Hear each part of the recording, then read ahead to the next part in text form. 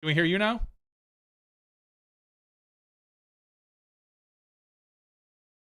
Can you hear us, Luke?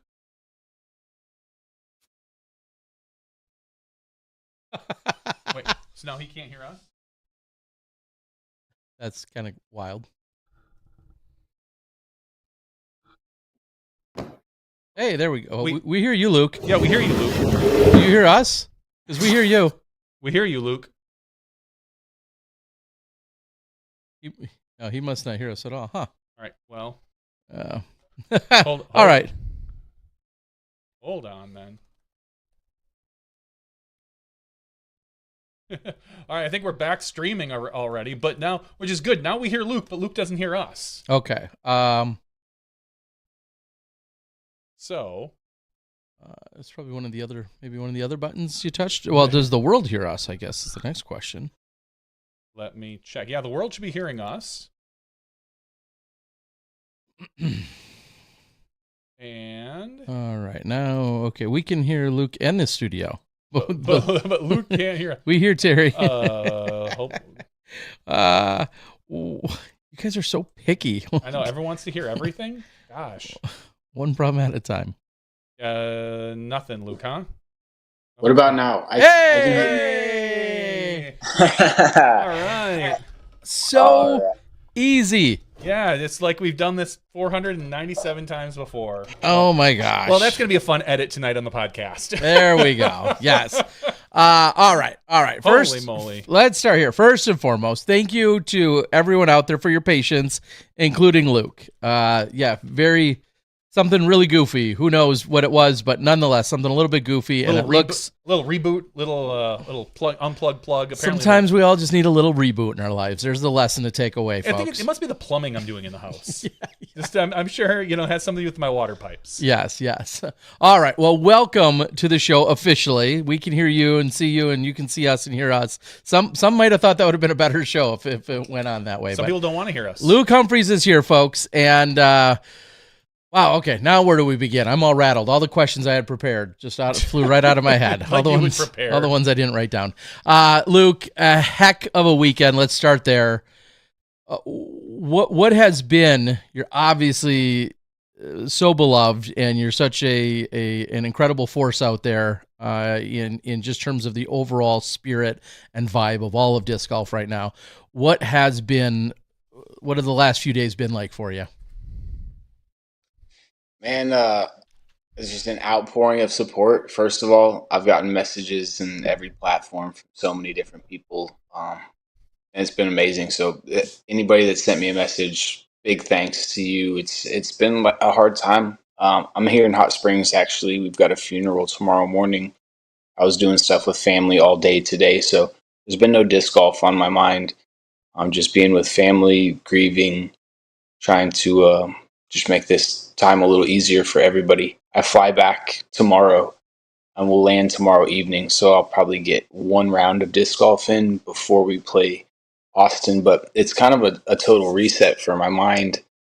I'm not I'm not thinking about what happened every moment like I might have been if I was at the course or on tour, down in Austin or something like that. So I've been able to get away from it a little bit, and maybe that helps get me some perspective after all this. Yeah, and obviously our condolences to you and your entire family. And how difficult just even Sunday was it for you just to compartmentalize your emotions and deal with everything that was going on for you? Or were you able to kind of use the disc golf to not have to think about it? We've seen that in the past with Ricky and his sister. Yeah. There's definitely a time when it wasn't in my mind. I woke up that morning. It was like a normal morning. I knew that my uncle wasn't doing well. He had been in the hospital for like 4 days at that point, getting continually worse. There was a chance that things turned for the better that morning. And when I got a phone call from my mom, that was the exact opposite of what had happened. It was about 9:00. So after like an emotional couple hours, I was able to start thinking about disc golf and didn't really think about it too much until the end there. That's when it really hit me. I probably hadn't thought about it in 2 hours. and then all of a sudden that putt on 16 drops, and then I'm walking to the next tee pad, and I literally I like dropped down to the ground. I was close to bursting into tears. I'd never had this like type of emotional situation hit me like that. It was everything. Like all of a sudden, I realized like what that putt meant, and like the fact that it probably had something to do with my uncle. That was the realization, and you know, he was up there watching and giving me strength during that moment. But I threw a teary-eyed tee shot on 17. I'm telling you, like you can't tell from behind the sunglasses, but I was so emotional those last few holes, unfortunately.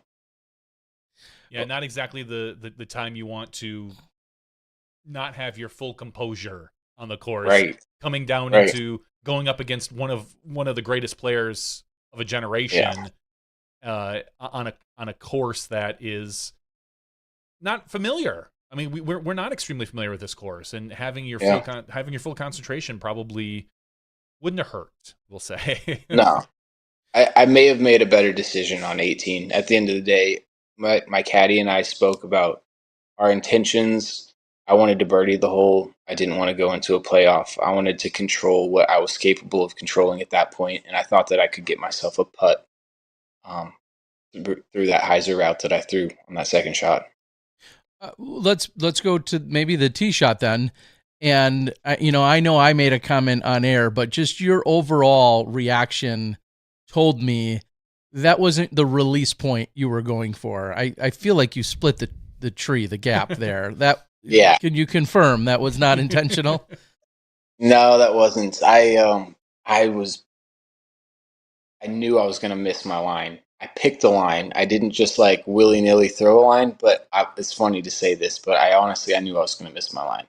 I picked one left of that, and I was 100% sure. Obviously, this doesn't make any sense, but I was 100% sure I was getting through the gap.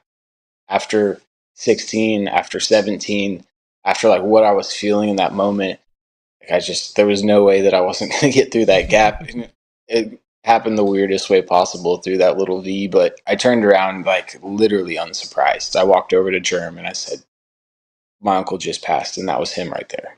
Germ standing on the tee box there, and I just whisper something to him as he looks at me like, what was that? I was like, man, I know exactly what that was. I'm not surprised at all that that it happened like that, even though it was completely ridiculous, obviously. So maybe there was some insight with Germ there or whatever, but did some of your closest friends and the other competitors that were out there know what had happened a few hours earlier, or was that something that you had pretty much kept to yourself? Nate Perkins, I think, was the only person on the grounds other than my caddy and my girlfriend that knew exactly what had taken place. I'd been keeping that one pretty tight. Tied to the chest until that point, but I was just so emotional, and it was just like such a weird shot, and I got lucky, and it was at the end of the tournament and stuff. I felt like saying something to Germ at that moment would help him understand what I was feeling. Now, more often than not, I know either the relationship and or the caddy, but I'll admit I don't think I recognized who your caddy was, or maybe I just didn't realize. Any insight who was on your bag? Was it all weekend? Yeah, it was round 2 and 4. He worked during round 3, but that's my buddy Zach Fansler from DFW. He's been on my bag for some of the biggest moments in my career. He was there for my first A-tier win in 2019 at the BPO. He was also on my bag in 2022 when I was battling with Paul Macbeth at Waco.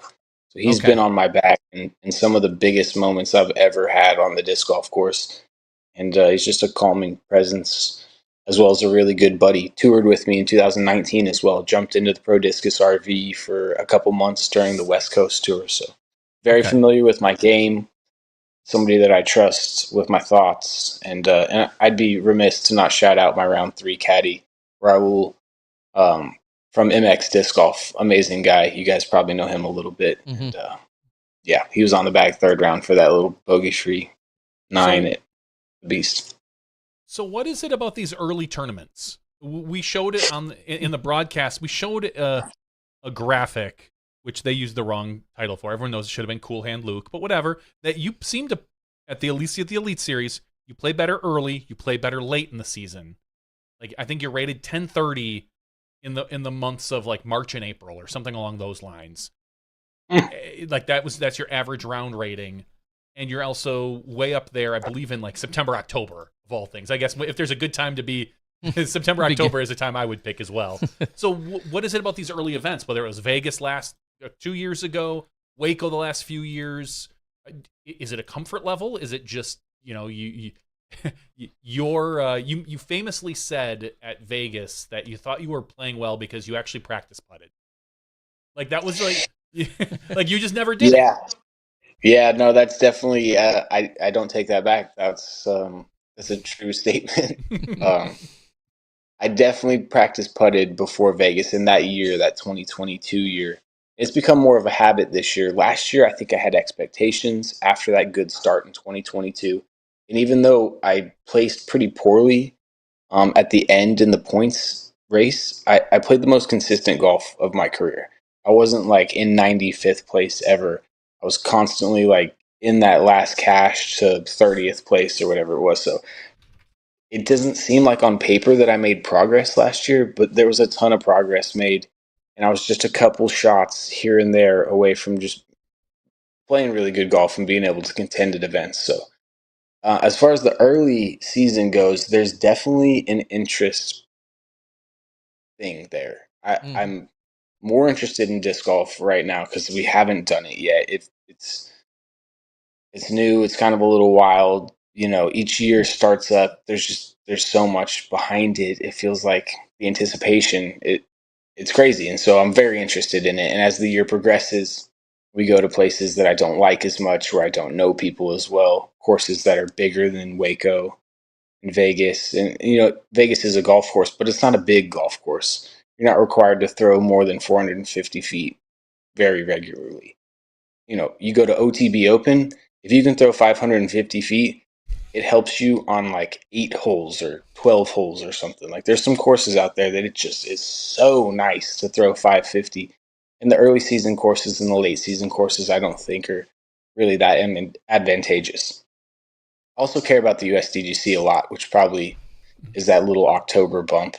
I don't know if they're counting those ratings. Obviously, they don't count, but that course suits well to my game. And I think if there's a major that I could take down, it'd probably be that one. Well, I'm wondering. We're coming into what some people for an off season, and maybe some of our top guns aren't quite on their game. But did you even have an off season this year? I swear I saw you on a bunch of videos overseas. Like, tell us a little bit about your off season and your travels and what you did, and how much of a break did you even get? The answer is not too much. Off season is a term that we use, but it's not a time that actually exists, I think is a good way to say that. I finished up the year, came back to the Arkansas, Texas, kind of Kansas area, and chilled with some family, laid low in Arkansas before we went to Mexico. I left for Mexico on the 12th of January, so that's essentially when my off season stopped. And so it was very short. It lasted maybe a month, and I was here in Arkansas in this exact house. Actually, this is a family house here, and it's got a crazy driveway that was iced over. So I was walking to the grocery store every single day to get eggs and milk and whatever else. And so my off season was pretty weird until that Mexico mid-January. But after that, I mean, we were 3 weeks there with an event and a skins match, and then it was 2 weeks there, 3 weeks in New Zealand right after that. We went back to Dallas from San Luis Potosi, but we didn't leave the airport. We just went directly to New Zealand. So whatever we packed for Mexico was what we were packing for New Zealand too. And from there straight to Florida. So last week, 2 weeks ago, I suppose now, when I ran that big B tier in Texas was the first time that I'd been able to rest and relax for what felt like months, but probably equates to about 2 months or something like that, which was nice. I didn't throw a disc for 5 or 6 days in a row. I didn't even putt. I just completely took myself away from the game, enjoyed watching good golf, seeing good golf, and helping my friends participate in an event that gain them some notoriety and some money, hopefully, which I enjoy doing. It's not like something I'm shooting to go for, but I do enjoy kind of running events and giving my friends chances and opportunities to highlight themselves in their game. Obviously that's a ton of work, and a lot of running around. Is that something that you can see yourself doing? Is kind of always staying that busy, or not? I mean, like, is as hectic as it is, do you see it as any kind of drawback? No, I don't. It's like a necessity, actually. It's the complete opposite, I think, Terry. If I wasn't doing that, I'd be throwing shots, I'd be overusing my body, or I'd be losing my mind, I think. I'm somebody that gets up fairly early and is pretty active throughout the entire day. So I'm like, I mean, my uncle, he was one of the people that taught me that if you sleep when you die. If you're not doing something, then you're wasting an opportunity or missing a chance. So I try and I use all that stuff if I can, and keeping my mind busy allows me to come back to some of the things that, like disc golf. If I'm doing something else, I can come back to it, and it doesn't feel like it's monotonous. It feels new again. There's a bit of a challenge again. I'm kind of finding that stroke again, and I think that's like what Tiger Woods did a little more than some of the others. During that time when Vijay Singh and Tiger Woods were battling, Vijay Singh's playing 25 to 29 tournaments a year. Tiger's playing 15 to 18 and making every single one of them count. He's allowing his body to rest, but more than that, he's allowing his mind to rest and to build up that competitive juice, I guess, whatever it may be. When it comes to your play, your style, and your overall skill sets in your game, how would you explain that? How would you describe it to someone else? If someone said, "Hey, describe Luke's disc golf game." I'd say it's a golf game. I'm not flashy. I'd say I'm not doing anything that's gonna blow your hat off, but I'm doing everything pretty well. I don't throw a forehand 450, but I got 420 pretty nice. I don't throw my backhand 550, but I got 500 pretty nice. Mm-hmm. And I putt pretty well. And from 200 feet out with an approach forehand, I'm going to put myself under the basket. So I think there's some things that if you looked at PGA Tour players, they're going to chip really well. They're going to be pretty good at putting. They're going to have good iron shots. I'm just like a golfer, Terry. I think at the end of the day, I'm not flashy.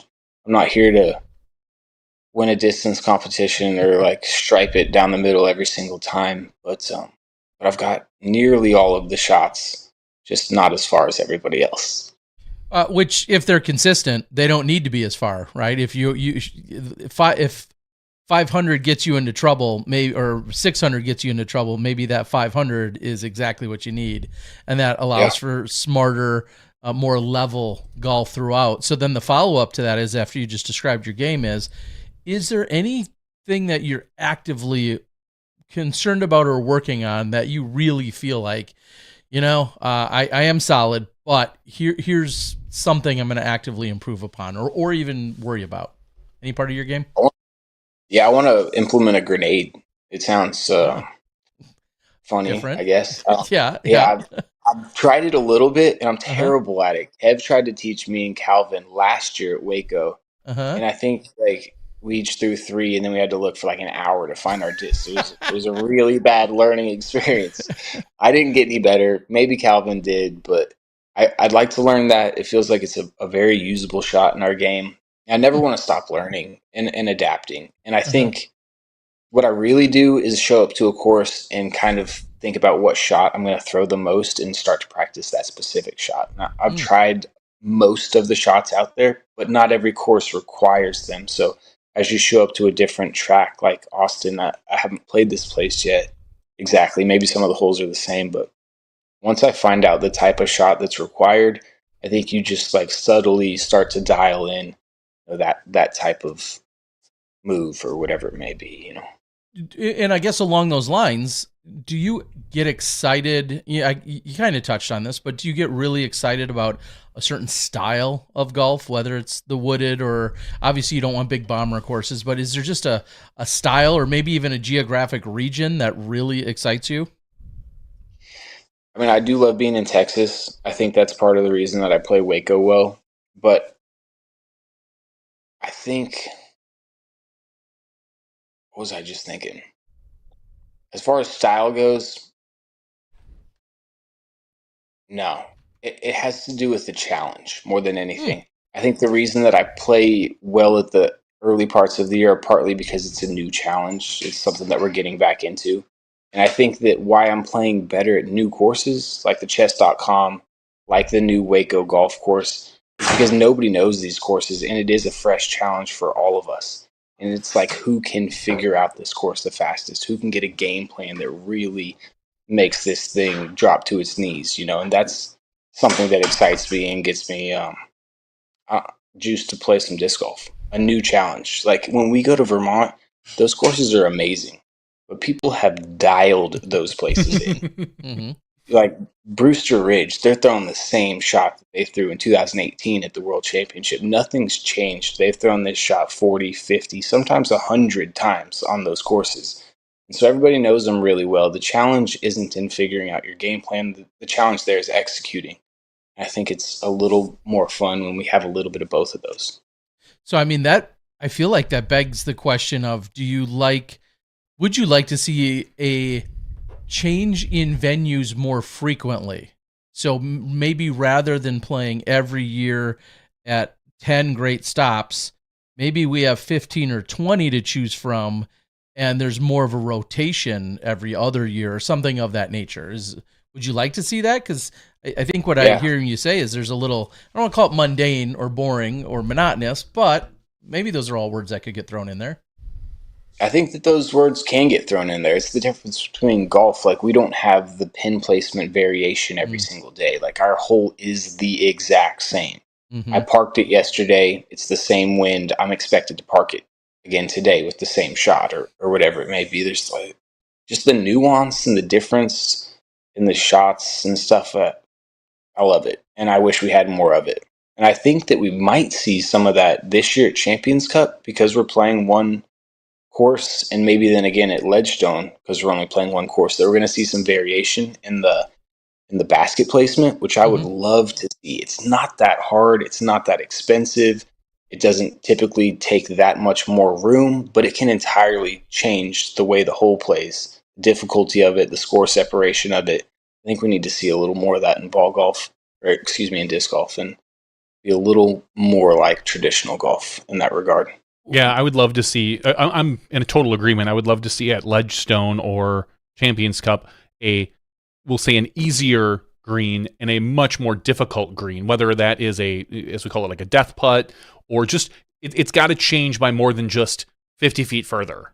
Like, we have to have a different style, or it has to be a different skill that you're challenging, because just adding 50 feet doesn't really do much, I feel like, and that most of our second or third shots are not usually crushers. I would rather see a little bit more variety in the type. Tuck it into the woods someplace. Put it closer to a tree. Put it, just find something that really alters the player's approach, if possible. I know it's difficult in some places because it's not always available, but I'm with you there, and I would love to see more of that. Yeah, and the places where it's not available are far less frequent than the places where it is available. I'd like to say, John, and I totally agree with what you said there. Yeah, and I guess it's interesting that here we are, 2 events in, and we've played 3 courses, 2 of which are new. Yeah. And so that feels like that kind of fresh start and maybe that new challenge that you're speaking to. And at a certain point, even though the Open at Austin now has been around a couple of years, we're seeing a slight variation there. But then at a certain point, we're going to be getting to kind of the tried and true standard, repeatable events and courses at a certain point. And that's where maybe that Q series and our old Silver series and so on and so forth, like that's where some of that mixture and variety could come in year after year. Well, I like that the early part of the season. I mean, I know it's a lot of people kind of are down on the Texas swing, so to speak, because I feel we spend a lot of time here, and sometimes, depending on the course, it can look like a Texas course, but Texas State's is always a little different. The Open at Austin this year is a little different. You know, last year it was a silver event. This year it's going to be a full elite series, and so we've got players that haven't played it. You've got, I really like that. It feels like the first 4 or 5 events this year, they're not new, but they're refreshed. Would be maybe a way different, yeah. Yeah, I like that. I like that word as well. When it comes to we'll call it the grind, and I know it's going to be a little bit more difficult for the women who are playing 4 consecutive weekends, including a major in there. Does the overall series and the Texas swing, does that all seem logical to you, especially after what you just said about occasionally taking off and kind of just manipulating a schedule? Does everything seem pretty logical and thought out to you still? Yeah, I mean, I'm partial. I love Texas. Yeah. I feel at home when I'm down there, but I also hear the other players, a lot of them say the same thing. I think if you actually realistically look at what's going on in the United States weather-wise, Texas is either we're in Arizona, Texas, or Florida. Florida's way over here. Arizona's way over here. Texas kind of makes sense for that. It's snowing 10 inches tomorrow in Denver. It's, my sister's from Denver. She just told me that it's cold in a lot of places in the United States right now, and we might not like Texas for whatever reason. There's a lot of people that hate it for political reasons now, which doesn't make sense because we're just disc golfing. Okay, let's keep it to the disc golf. Yeah. There's a lot of reasons not to like it, but at the end of the day, it does seem like one of the most, if not the most viable option for us to be somewhat central and playing in warm conditions. And I will say you're probably going to hear more of that this weekend, as I believe the early weather predictions for Open at Austin are like 70, 80, and 90% rain each day with thunderstorms. Oh, not gonna, wow. It feels like one of those events that if you're out there, it might not be fun. It might be one of those sludge through it rounds, but we'll see. You never know. We're still a few days away. Anything can happen. As we know, the Texas weather can be fickle. My word for the night, fickle. But we'll see. But I do not envy. I will say right now, maybe I won't envy the players that are out there this weekend. And at the end of the day, I don't want a single Pro Tour round to be played in a blue sky. Like in my opinion, let's play them all in terrible weather. Yeah. I'm down for it. I'm down for it. The grittiest, dirtiest, scrappiest players, right? Like that's when you're golfing. That's when you're preparation. That's when you're outsmarting or just simply out mentally playing some of these other players, including some of the, maybe some of they don't have to be newer players, but likely a newer player that just hasn't learned a couple of the tricks of how to really keep your stuff dry and so on and so forth. Truly understanding that we're all in this right now. I'm sorry to keep on talking about it, but the conditions that you're experiencing are the same that they're experiencing. Like, just suck it up, because half of the field is already out of this thing. So if you can just mentally focus for a little bit, you're just going to blow up that leaderboard. Speaking of conditions, the leaderboard, what was some of the, I don't want to call it aftermath, but what was some of the conversation that was taking place come the end of round 2, and people pushing through in some of the darkness, the lead card obviously not being able to get all the way through and then having to come back out, the next morning. What was the hubbub? What was the buzz going on with that entire conversation on site? And I didn't hear much of it, honestly. I stayed off social media a lot last week. I was staying with the GK Pro guys and my girlfriend, and we were watching a lot of golf and random stuff. So I didn't hear much buzz about it. I know what it's like. I know how bad that sucks to be playing a tournament good and then to feel like you're the one that's getting penalized for playing good and being late. But at the end of the day, 95% of the time that you play late is an advantage. Either it's less wind or the rain's gone or the tee pads have dried up. I mean, that's just the luck of the draw. At the end of the day, you keep playing good. You get the late tee times. It immediately turns into better. It's a good point to bring up. Like every single one of my Pro Tour finishes, top tens, I was on a feature card round one. Nobody wants to talk about it. But feature cards matter so much in our game. And especially in a 4-round tournament, we got to be flipping those tee times. We can't just give somebody a 3 p.m. tee time and then say when they get the 3 p.m. tee time next day that, like, oh, it's because they're so good. Like, it might have something to do with that, but you can't just give it that. Like, having that late tee time, dude, is so nice. There's a reason that the Pro Tour, that the PGA flip-flops those tee times. You play at 6 o'clock on Thursday, you play at 3 o'clock in the afternoon on Friday. Vice versa. You play at 12:30, you probably play around then both times. But you can't let people play late every single week and then have the premise that this is an equal competition. That's interesting. And I only say the only, contrarian thought to that is, in theory, it could rain on a Thursday afternoon and then it could rain again on a Friday morning or whatever, like, or something. Somebody you could double. You just never know, right? Weather is weather, and so you have no idea what you're always going to get. But that is an interesting thought, and I'm just going to say, I don't think it's selfish. I would just say from a media perspective, it has a whole different set of challenges. Not that they couldn't be overcome, but it would definitely be a very different set of challenges, especially because we've trained our viewers that when you tune in at, we'll say 3 o'clock every day, that's when the final card's going off, right? And maybe that could be flip-flop with the women would probably be your solution. You'd have the men going off at 9 a.m. lead card, have the women's FPO lead card going off at 3 p.m., and then it's the reverse the next day. That would potentially solve it. Is that... Yeah, or what about this? What about we have a mixed coverage? On a Thursday, we have the good women go out late, and we have the popular men go out late. Popular women go out late, and the popular men go out early, and they're playing at the exact same time. The coverage is mixed. Yeah, I mean, that we've kind of at one point sort of had that mentality, and we had far less resources, so we almost had to kind of meld them together. We were doing that in some early years of the live broadcasting.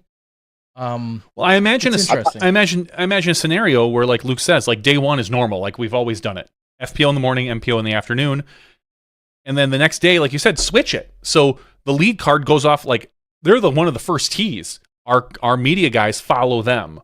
We're following the lead card at 8 a.m. in the morning, and the lead card of women go off at 3 p.m. And then the next day you switch it, where it's quote unquote, based on tee times or how you finish, where everyone's shuffled then, and the final day or third, which is usually the third day. I know sometimes we have 4-day events. Maybe it's 3 and 4.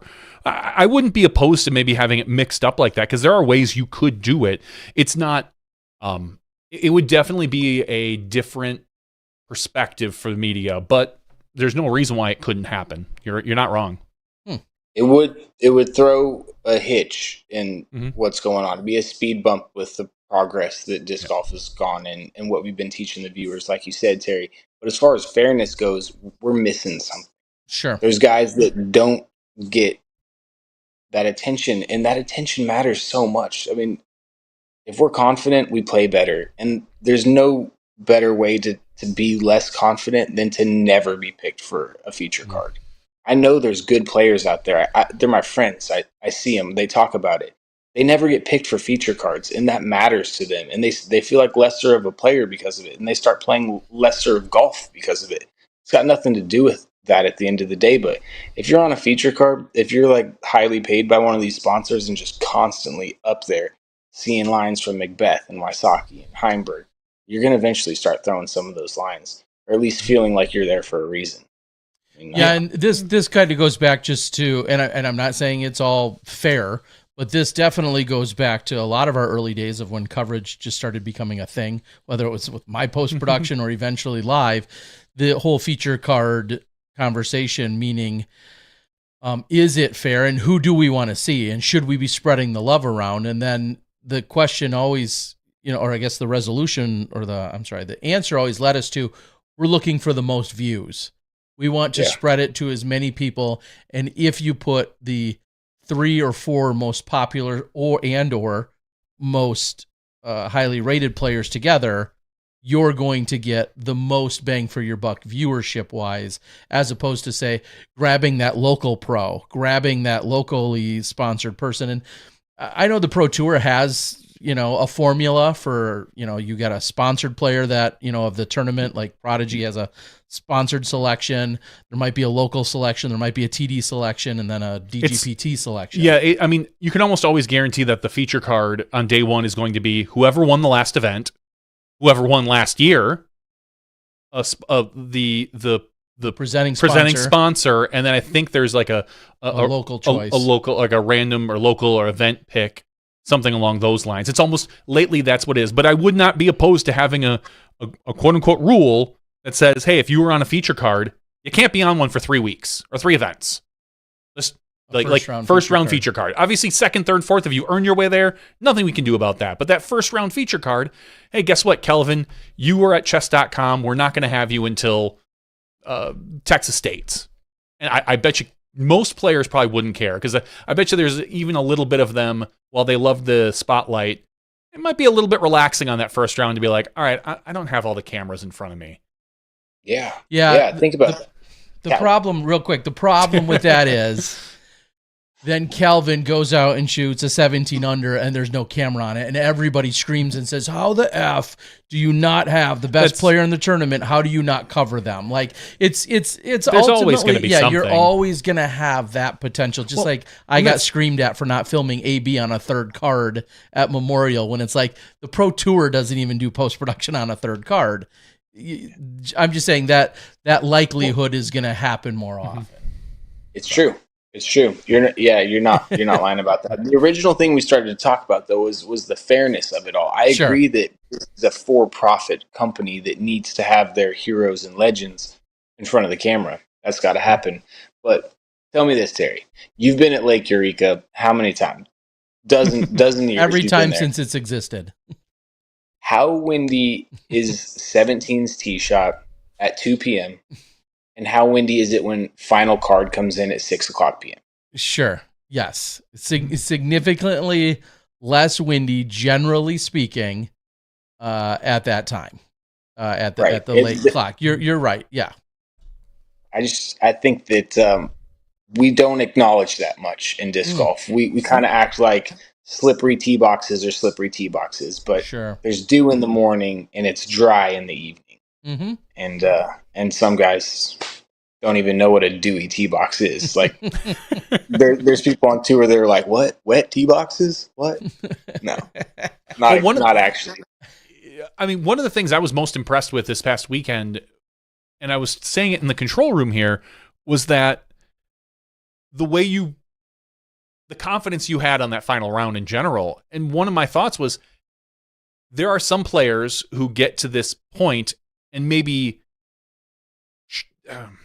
crumble, challenge. Crumble is a word. You're used to being in front of the cameras. Like there's nothing about you that hasn't been in front of a camera for the last 3-4 years.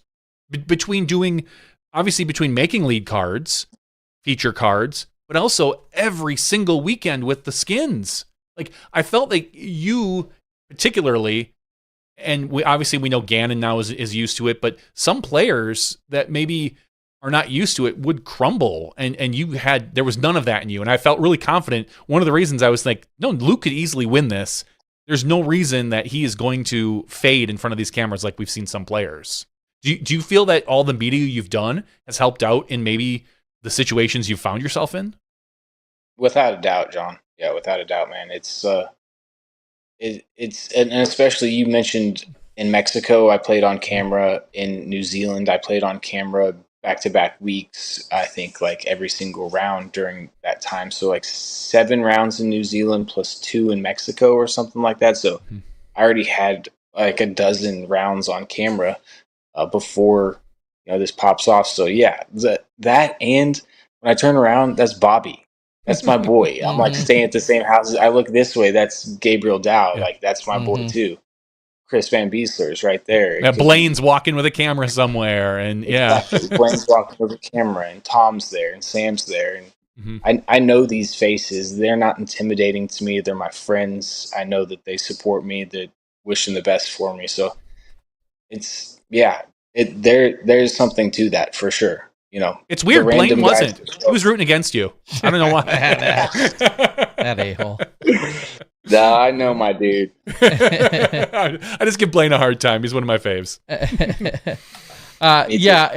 I'm sorry. Who was? She plays for Prodigy now. We haven't seen her in a couple years now. I've already forgotten her name because I'm a big jerk. The lefty, Heather. Yes, Heather Young. She kind of famously said that years ago when we saw her on the tour. She said, "I want to make friends with the cameramen, so when I'm out there, I'm not nervous around them." And I thought that was such an insightful way to word it. I feel like Stacey Ronsley may have said something similar at one point or another as well. And I mean, we're all, we make a bunch of friends on the tour, but when you're that much more comfortable and they're just doing their job and you're just doing your job, the cameras just happen to be this one item in between the two of you. And I love that perspective.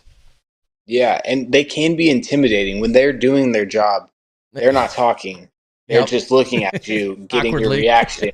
Right. So you don't know what they're feeling inside. If, it's easy to think they're judging you or whatever. They're just like trying to show people what's going on.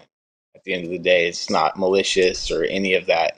It takes a little bit of time maybe to understand that. And as you get to know the people like Bob, Gabe, Chris, Blaine, like those are hilarious, amazing individuals that just want the best for all of the disc golfers. So. Yeah, yes. And I do think that we blur a fine line, and I'll go back to a number of years ago when I used to be, walking along and doing all the live broadcasting. We'd always blur a fine line because people would be like, "I don't believe Terry's talking to the players" or whatever. And I'd say oftentimes players would just come up and talk to me. We were broadcasting live, but some players are just either more engaging or more chatty or whatever. I wouldn't go out of my way to engage with them, but if somebody came up to me during the round and talked, I would reciprocate. And it's just funny in disc golf because we're almost all within the industry, right? And we're all friends and we're all golfers. Not to say cameramen don't ever become friendly with the players in the NBA, but it's probably still a much more rigid line as opposed to us, where it's like you and I could be playing poker, at the local casino one night, playing ball golf the next day, and then in 2 weeks from now, we're vacationing in New Zealand, and then I'm filming you. Like, that's just disc golf, and that's where our media is at. So sometimes it gets a little blurry. And it's even funny, right? And you maybe expand on this. Do you find it difficult to be either straightforward or critical of anyone's play or what's happening because you're friends with them? Is that ever a challenge for you? Yeah, it definitely makes it harder. We're all so close to each other. Like you mentioned, you say something to somebody, it's getting back to them instantly, man. Like the vine of disc golf is a quickly growing and moving vine. So I think that does create a little less honesty, harsh honesty maybe, when it comes to just people talking about shots thrown or abilities or whatever, because we like each other, because it's a sport that's newer, that's still growing, that like if we kick each other on the way up, it doesn't actually help us get anywhere. Well, and it's funny, you go on. Yeah, but you got to be honest at the end of the day. Like if a bad shot's a bad shot, and somebody without a forehand is somebody without a forehand. Yeah, and I guess what I was going to say is, as you were explaining it that way, I then turn and pivot the almost the 180, which is like you do say something that is honest, but then they, like you said, they hear it and or take it personal, and it's like, no, that's not the case either. Like I just feel like that can happen all the time. If I'm calling out Cupcake in taking too long in post production, or I'm making reference to him taking too long, I go see him that same night at Ricky's. Like, I like Cupcake, but I just wish, like the rest of the world, he'd hurry up. Like, that's not a personal thing. We're just both doing our jobs. Are you covering your ass this weekend? Because you said something about Nate Sexton and you're going to see him in the booth soon. No, I don't. I'm trying to remember what I said about Luke too. No, I don't think so. Because poor Sexton had a rough final round. He was missing a lot of putts, and no. You're going to see him in the booth, and he's going to call you out, Terry. No. It's funny, and you're so good at what you do, and you're in that position, and it's sometimes tough. That's for sure. Yeah, it is. You were talking about players talking to you. Like, we have so much nervous energy when we're out on the course. Like, we'll talk to anybody that'll talk to us a lot of the time. You know, if you're Casey White, I think you'll talk to the tree next to you or whatever. You know, Yeah. No shot to Casey either. I love the dude. Like, we're just nervous during that time, and cameramen a lot of times can calm us down. I mean, you guys you're there watching it regardless of what happens, win or lose, double OB or not. Like, we're just out here doing it. Yeah, it's funny because I think it's pretty almost obvious who is more talkative. If they're talkative off the course, they're probably talkative on the course. And I think of, again, back in those early days, Macbeth similarly, he'll talk to anybody just about any time. It just versus like a Rick who's usually more focused and isn't as engaging as often. And I feel like just every player kind of has their style. Sexton's a guy who I feel like he throws his shot and then he often talks about his shot. Like, oh, that went well, or I didn't do this, or I did that. He kind of does the commentary, for you, and you can just sit in and listen. So it's just really interesting. A huge shout out to Tom on the board, who just gave us a $20 super chat. Thank you, Tom. What? Yeah, said he got his first ace in over a decade in Wisconsin. Awesome. He moved over to Michigan, so and then moved back to Wisconsin just recently. Yeah. Oh, he's back now. He's back. Awesome. Good for him. Thank you, Tom. So what is next? What does your season look like? And is there any, dare I say, surprises once you tell us about it? Well, I think I qualified for Europe. Okay. That was like one of my main goals. So going to the European Open is now a thing. I'll start looking at tickets at this point. I hadn't planned to go over there for any of the other events. Okay. It's kind of odd the way that things are happening this year with like the European Pro Tour events having an off week in between every single one of them. And I think for the 6 events they're doing in Europe, if I'm not mistaken, there's 5 different countries involved. Mm-hmm. So you'd be doing a ton of bouncing around, and then you'd have all this free time in between your trips, which I guess you could pick up smaller events. You could also do some traveling and sightseeing. I felt like my time would be better used in the United States, running some events, doing some skins matches and stuff. So I'm going to hold off on a big Europe trip until next year when Worlds is there. And hope to do something extended at that point. So a small trip to Europe is probably in the cards for me, but GK Pro is going to be filming the Persimmon Ridge event here in a few weeks. We're also going to be filming the Majestic this year. So we'll be in Minnesota for back-to-back weeks. I'm looking forward to being there. And going to Des Moines, I know that there'll be a lot of pros that are missing, the Beaver State, the Preserve, Des Moines. They'll all be in Europe for that. And what's crazy to me is there's a lot of people signed up for Estonia, and being signed up for Estonia isn't crazy, but thinking that you're going to come back with 1 day's notice and play Ledgestone is crazy, especially with it being a DGPT plus. Is it a DGPT plus? I think it is. It's got to be. It's 4 days, and they have the most amount of money. I don't in any world it'd be crazy for it not to be. Well, I mean, the good thing is it earlier. Yeah, the good thing is, like you said, we're playing 4 rounds at one course, a course that you guys know pretty well. So the having, obviously, everyone would love to have practice time, but if you don't get it, unless you've never played there before, you're fresh on the tour, you probably have a good idea of what lines you want to play. You just have to stay warm. That's right. That's definitely right. It just seemed like a bit of a crazy schedule for me. So small Europe trip, and then, I mean, it's crazy to say, but I've never been to the Pro Tour playoffs before. I've never made it. I was Bubble Boy back-to-back years. Go ahead. Go ahead. I became Bubble Boy because some people pulled out one of the times. So I didn't like happen to end up at like 33rd or whatever, but I ended up being like at the spot.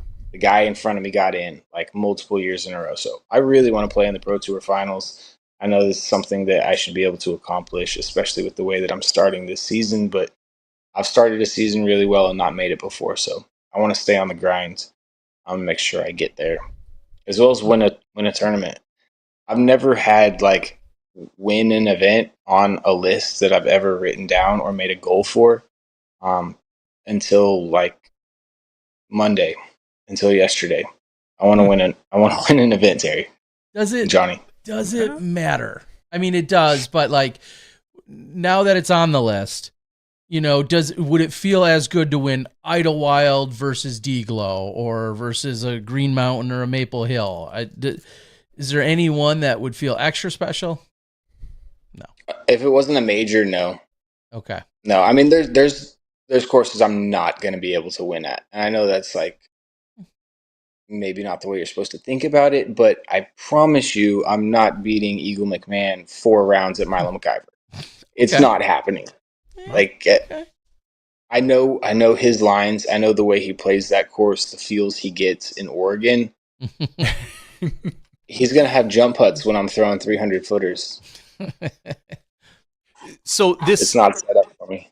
But well, I was going to say this past weekend, Waco, it was an Elite Plus event. Does it feel any different to you guys? Or is it just does it feel like just another DGBT event? I know the points are different. So when you look back on it, you're like, oh, cool, I got 125%. Yeah. But when you're there, does it feel like an Elite Plus, or is it more just I'm going to continue to play?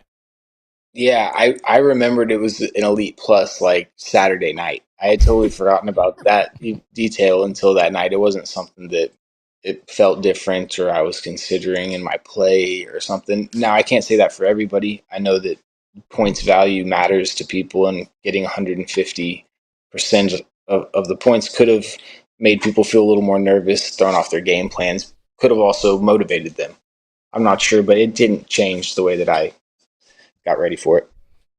Yeah, that makes perfect sense, and that's not to take away anything, obviously, from the event. They had extra money, and there's an extra day and a cut and all of those things. But and featured holes for the broadcast. There's all sorts of other things that the DGBT Plus event almost more semantics on our end, right? Mm-hmm. And like it feels like it's more for the viewers. Yeah, exactly. Yeah, and obviously, but then more added cash for you guys as well. I know that's one of the requirements and stipulations, that there's even then more added cash, which is great. Yeah. This is a super, we'll call it generic, but outside of maybe what you just explained in terms of the tee times and feature cards and things of that nature, is disc golf headed in the right direction? Knowing your affinity and your ties and your history with golf and how you feel about that as a sport, do you feel like disc golf is headed in the right direction?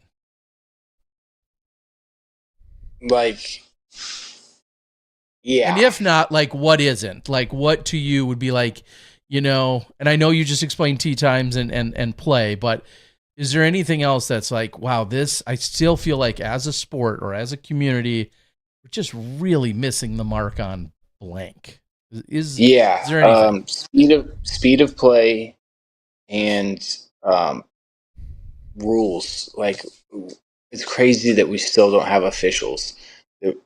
Like the Professional Disc Golf Association that the Disc Golf Pro Tour is playing at the highest level on doesn't have any official, and they expect us to call our competitors on foot faults and, you know, whatever it may be. That it's just, if you break it down and you think about the fact that a competitor is expected to call his fellow competitor on something, and then they're going to continue play amicably, it's just, it doesn't make sense to me. And in that same regard, because we're calling ourselves, nobody wants to bring betting into disc golf, which I think would blow this thing up. There has to be proper rules and officials for betting to be brought in. I've got friends that are pretty high up at DraftKings that have told me there's opportunities that exist, but not if you're able to call your buddy on a foot fault and for that to be held. Okay. It's just like, that's a game, not a sport. And I don't think it's as difficult as we're making it. I think if you certify some officials, that people would volunteer to follow the tour and to get a front row seat to spectate the best in the world and also be officiating at the same time. It's not like it's going to cost us a whole bunch of money. I think you get volunteers to do it. You make sure they're certified officials. It's I don't know, it doesn't seem like rocket science to me, Terry, but I think that would be huge for disc golf. If we could get gambling into disc golf, if we could get one of these companies to start live streaming, I you know, Yeah. along with the Pro Tour. Yeah, no, I think that, and it's funny because that's a very common response in general. I think for everyone that's either really into disc golf or some people that just got introduced to it, a very common question that comes up is, can we bet on this? Where is the, that aspect of it? And a lot of people, in agreement with you, say once we have that like legitimizes us in a lot of ways as well. And I wonder how far off. I mean, was it Prize Picks or DraftKings or somebody that was involved with us for like 3 weekends? Prize Picks was with us it was more than that. It was like a year, and then at one point they made an update or changed something, and a bunch of disc golfers kind of took them to the cleaners because they were putting lines more or less on players. So you had to pick a stack of players, and whether they were going to do better or worse than whatever their line was. 8 under, 10 under. And all it took was one bad day of weather.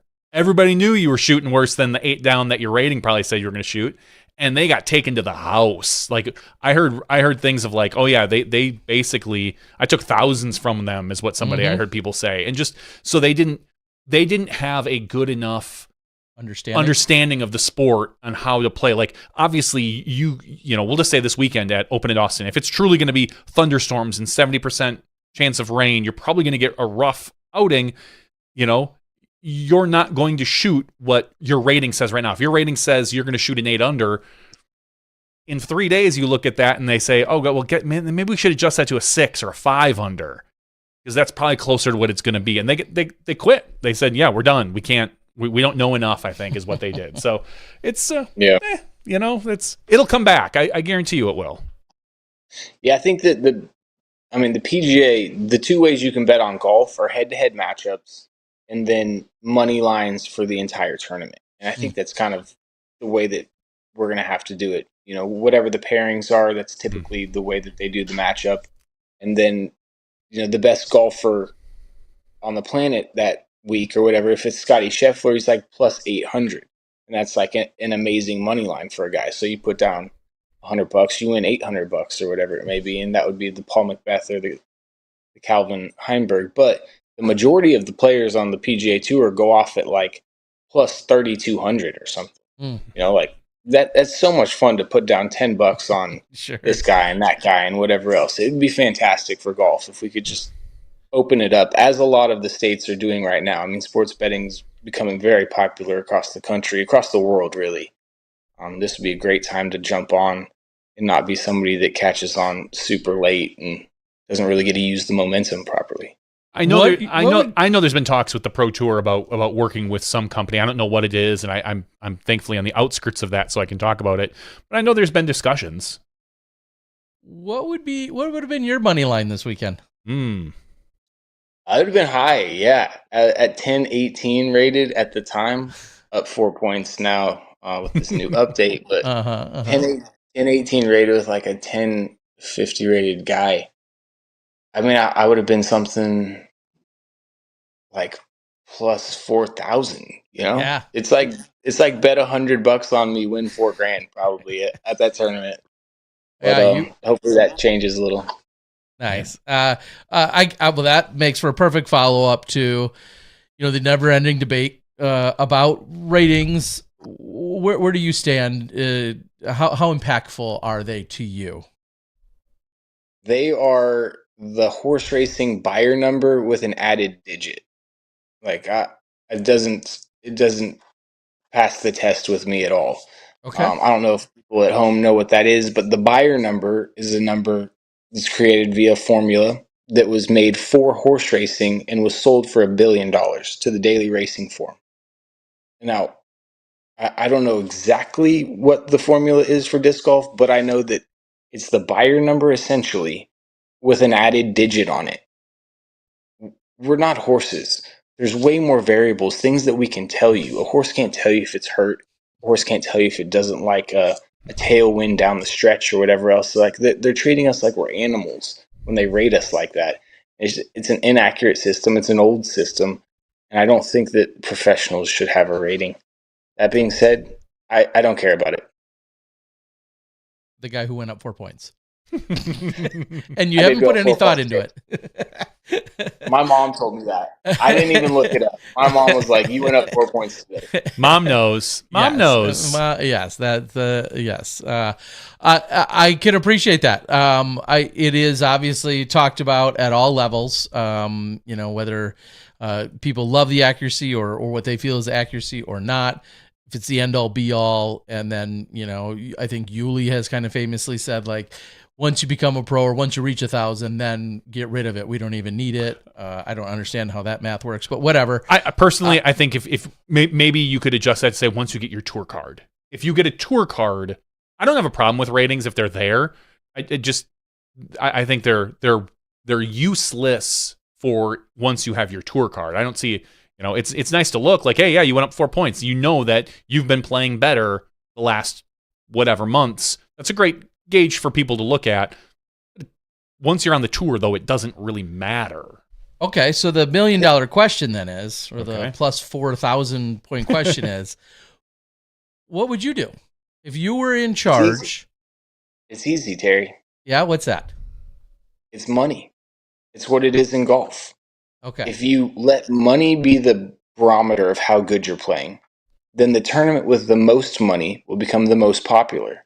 People will go to that event and it'll get even bigger. And organically, a tour is created instead of us going to a place where we don't want to be, where we're not welcome. Some ball golf course, say it's Wild Horse or somewhere where the golfers don't respect us, where we're obviously not wanted. We end up in places where we are wanted, where the money's right. And organically, through money being that factor, you find out who's won the most, and the tournaments that give the most become the most popular and have the most people go to them. And it's just like it's a snowball effect. I mean, it kind of worked with Ledgestone, right? I mean, they came out years ago and started pumping a ton of cash into their event, and obviously they've got other things. They've got a lot of charitable things, and that all is it's all tied together. And they came out and still almost every year #1 event as far as money goes, and it's probably one of the top attended events as well. It is. Here's a perfect point. Matty-O and Cameron Colglazier would leave Alabama to go to Ledgestone before they would leave it for anything else. I remember Matty-O talking about, oh yeah, well that's the only one we'll go to because the money's right. Yeah. Like the best people in the world were going to that tournament because of the money. And if you allow a few others like that to pop up, then it becomes organically amazing. That I guess like a tangent to that would be rankings, and now there's 500 freaking different versions of rankings by every person that owns a computer, I think, except for us. Is there a formula that you think is best? Do you care about a ranking, a world ranking, a U.S. ranking, or whatever? A ranking? I think that there probably needs to be a ranking system as well. Like the World Golf Ranking System exists for a reason, even though they have the money lists, which is really the one that people want to win. Yeah, I think you got to have a ranking. I don't know exactly which one's right, but I think we need to factor majors in more than we're factoring them in now. For Calvin Heimberg to win Player of the Year last year, I think it's understandable, but it tells us that we're not weighting majors as importantly as we should in disc golf.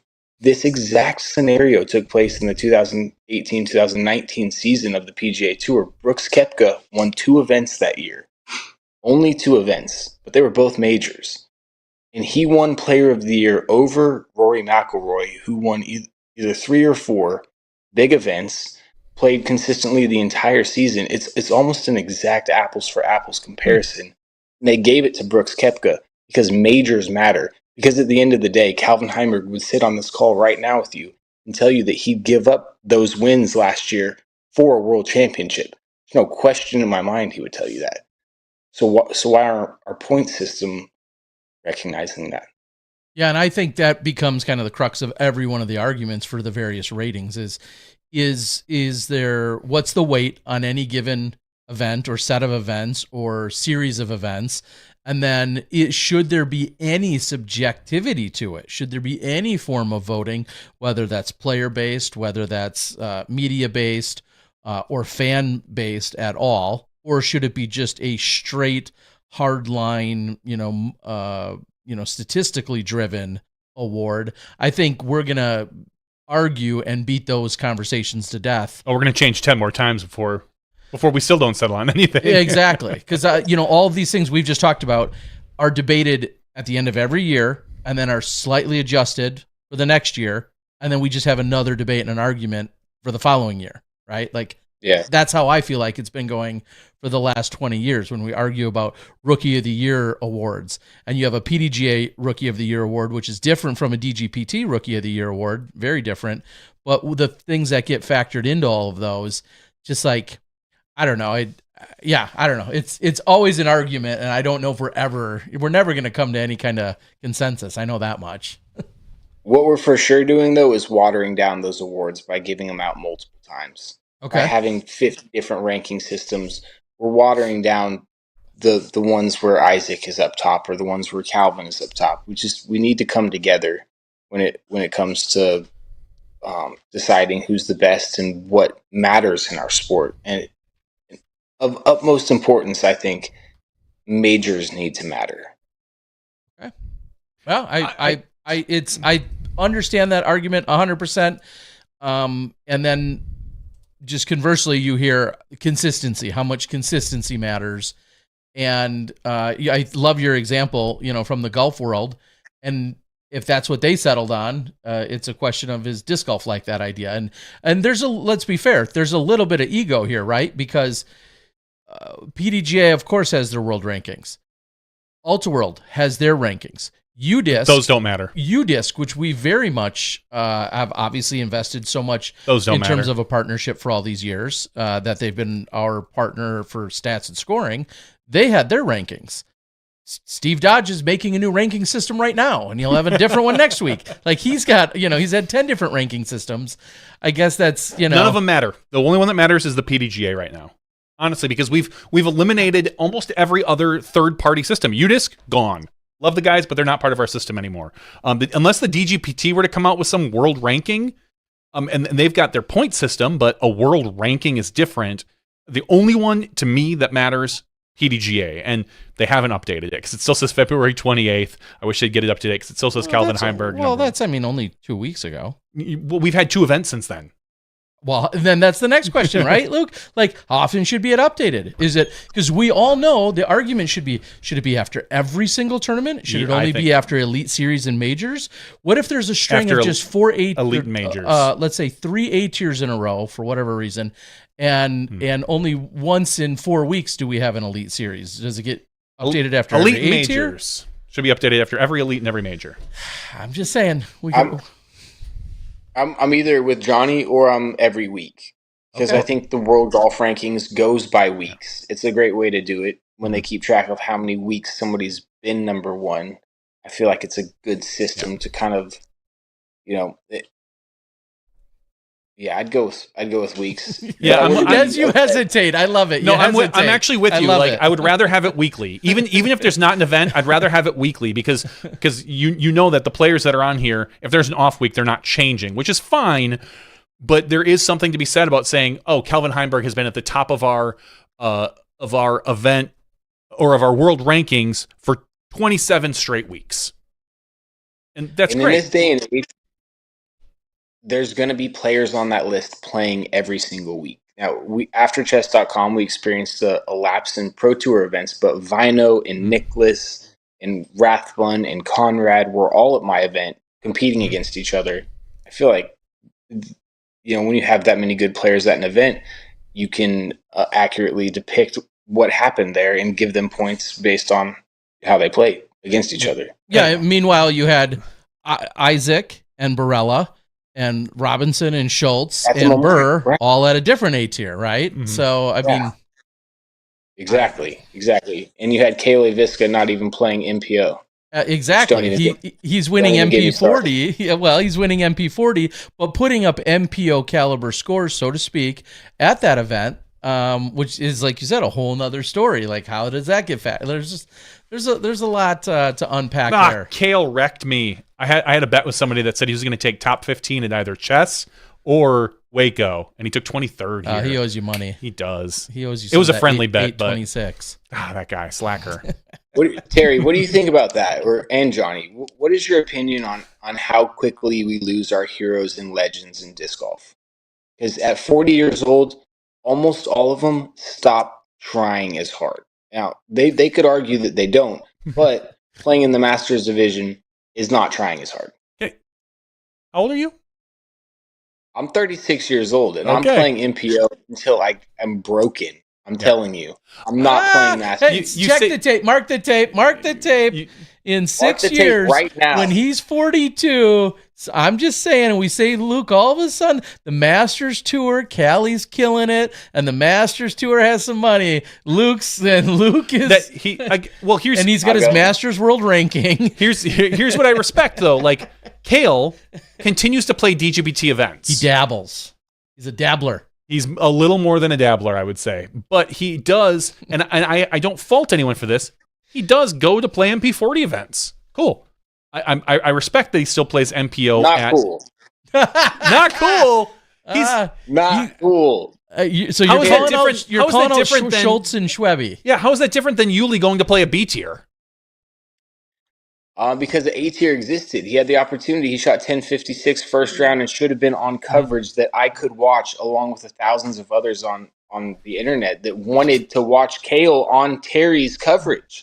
Like, we're gonna throw Terry in the right division, Kale. I know. Don't blame me. He should have been playing with the freakiest freaks of our game at the height of their powers. That's where I want to see Kale. That's where he belongs. He tied AB in exact score. That was third place. He would have made more money that way too, and we would have got to watch him.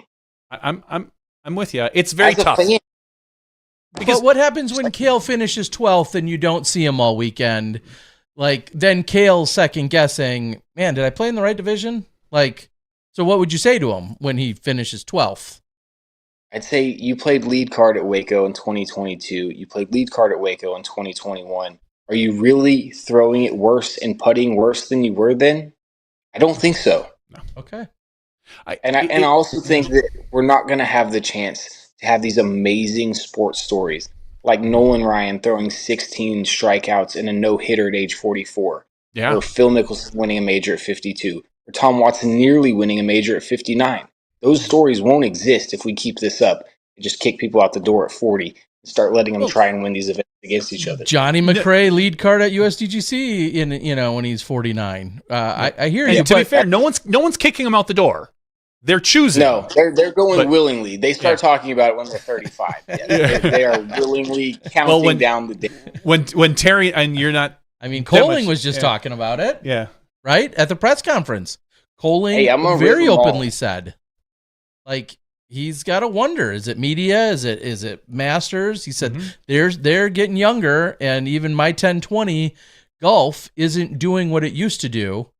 And you saw the gears turning a little bit. If you got on your step stool and could get up to his brain. It was 10-22 average to cash this weekend. 10-22. Yeah. Damn. So you ask yourself, do you want to go practice putt, or do you want to play video games and do whatever else, and then like try and still win an event? Like, I still want to win an event. I just don't want to practice. Okay. Yeah. I mean, okay. So funny enough, I saw someone, and this is really random, but I saw someone just post recently, hey, let's bring back MP the 35 MP. Because that's what it was when you and I were young. Yeah, when Johnny and I started, Masters began at 35. Back in the 90s, Masters age in disc golf was 35, 45, 55, blah, blah, blah, blah, blah.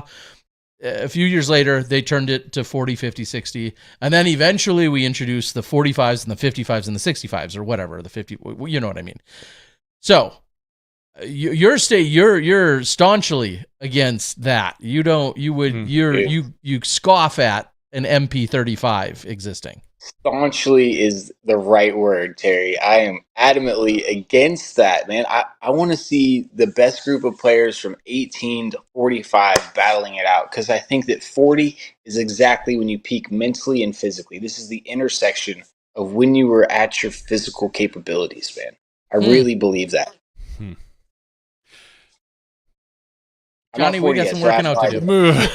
I was going to say, in 5 years, call me when you wake up and you slept wrong and you can't move your neck. You're like, oh no, no. Okay, I think you're it. Personally, I think you're a little late on that. I would argue like you could say 35. Like 35, you still have almost all the capabilities, assuming you stayed healthy, and you're mentally probably in the best place. But look at somebody like Kale. He's got family. Like that's literally he's probably now just looking at, if he didn't have a family, he would probably just play MPO. There's no reason not to. But he's now at this point looking at it and going, I have financial decisions to make. I just wonder. Maybe that's what he's thinking. I don't know. I just wonder, in 10 years, when Kale can't throw the disc like he can right now, if he wished that he maybe had tried to take down some of those big ones again. Like, because it's not out of the question. It's really not. I'm 36. Yeah. I'm. All right, so besides Kale, I want names. Who's playing in the wrong division right now? Ooh. Cardio and Naibo. Schultz, KJ, okay. Yeah, he Brinster? shot 1070, did he not? Second round. Yeah, Brinster, is he in the wrong division? Batman, who's now flirting in Joe Revere. Yeah, who dude. I said Joe. If Joe Revere went on tour, the Disc Golf Pro Tour is lucky he's not on tour, because that dude would be top 15 every event. Well, I'm with you on that, Johnny. Felberg. He's insane. Avery Jenkins, if he played more. Felberg. I think we're losing them all too early. I think that all of these guys practice less than they did when they were 36. I think if they still practice the same amount, their games would be just as tight, man. Possibly, yeah. Okay. These are my opinions. I like it. It's an interesting take, and it would be interesting to have, also on the call for audio works. It'd be interesting to be sitting across from Steve Rico and Avery Jenkins and Dave Felberg and Steve Brinster. Well, I don't think Avery's played a Masters event yet. Exactly. So, to get some of that perspective, because I feel like a lot of those guys who have grinded and been so successful, I think they kind of look at the field and think, yeah, I don't want any part of that Gannon Burr. I have to be my best golf and then some to try and keep up with this elastic Gannon Burr character. Well, but here we go. Here's the thing. What's the best part about Gannon's game? Oh God, he's got. Maybe his driving and his putting. His putting. It's his putting. Yeah. He is so good at putting. That's not a skill that requires an 18-year-old to accomplish. A 50-year-old can hit 50-footers just as good as an 18-year-old can. Mm-hmm. Our game is so putting-based that, honestly, truly believing something and being super good at putting, I think can win you championships. Yeah. And I think, again, we've seen these guys. I think there's a different perspective you have on the pro tour versus, your local event. Look at locally in Wisconsin. There's a lot of the 40-year-olds that just flat out can't compete with the 25-year-olds. And so you can locally play 45. Should you be stuck another 5 years and whatever? Or are we talking just about the pro tour? Because these guys, we know Kale can compete. We know Johnny McRae any given week can compete. Stokely every once in a while, that dude can compete. He throws a great round. It's just consistency's sake for some of those guys. And I believe that we are losing some of these guys. Maybe their competitive edge, because they see the youth that's coming into the sport right now and what they can do that they could never do. Kale could never throw at 500 feet, 550. Yeah. He was always a technician. He can throw it far enough to compete back when it mattered. But I'm sure he looks at those guys and goes, cool, thanks, Gannon. I'll go throw it another 522 feet. I'm going to sit here at my 430 and be happy and keep it in bounds every single time. But I just think that it's tough. It's a fallacy to think that keeping up with the young kids is too hard. Okay. I think you're right on most courses. Yeah, the OTB, that place is ridiculous. There's some others out there too. Yeah. It's going to be really hard, but it doesn't come down to driving most of the time. I agree. You can get yourself a 40-footer and accurately knock down that 40-footer. You can compete anywhere. Is there maybe an element, and again, maybe you'll answer differently in 5 or 10 years. Is there a small element of maybe you're trading in some of the competitive, cutthroat feels for camaraderie, for your overall experience? Like we know all the time in a lot of the age-protected divisions, they might be eligible to go play, we'll say, intermediate or rec as well, but they're like, I don't want to hang out with a bunch of 20-year-olds just because I don't have as good of a time when I'm with other 40 and 50-year-olds. Like, just my day is, you just associate more or something like that. You got to wonder if some of them just have that, if they're not, one of the top in the world too, right? Like, yeah, 100%. Just trying to have a good time with people their age, people that they played with before. I take offense to that. Yeah, I just think of, I think of, you put two 20-year-olds on a card and two 44-year-olds on a card. That's a different dynamic. Like, we practiced. I mean, no offense to these guys. This past weekend at the Waco event, we saw 2 world champions. We saw Conrad and Barsby up against, was it Burr and Antala or something? I forget. Or Klein or whomever, yeah. Or Klein and Antala, I forget.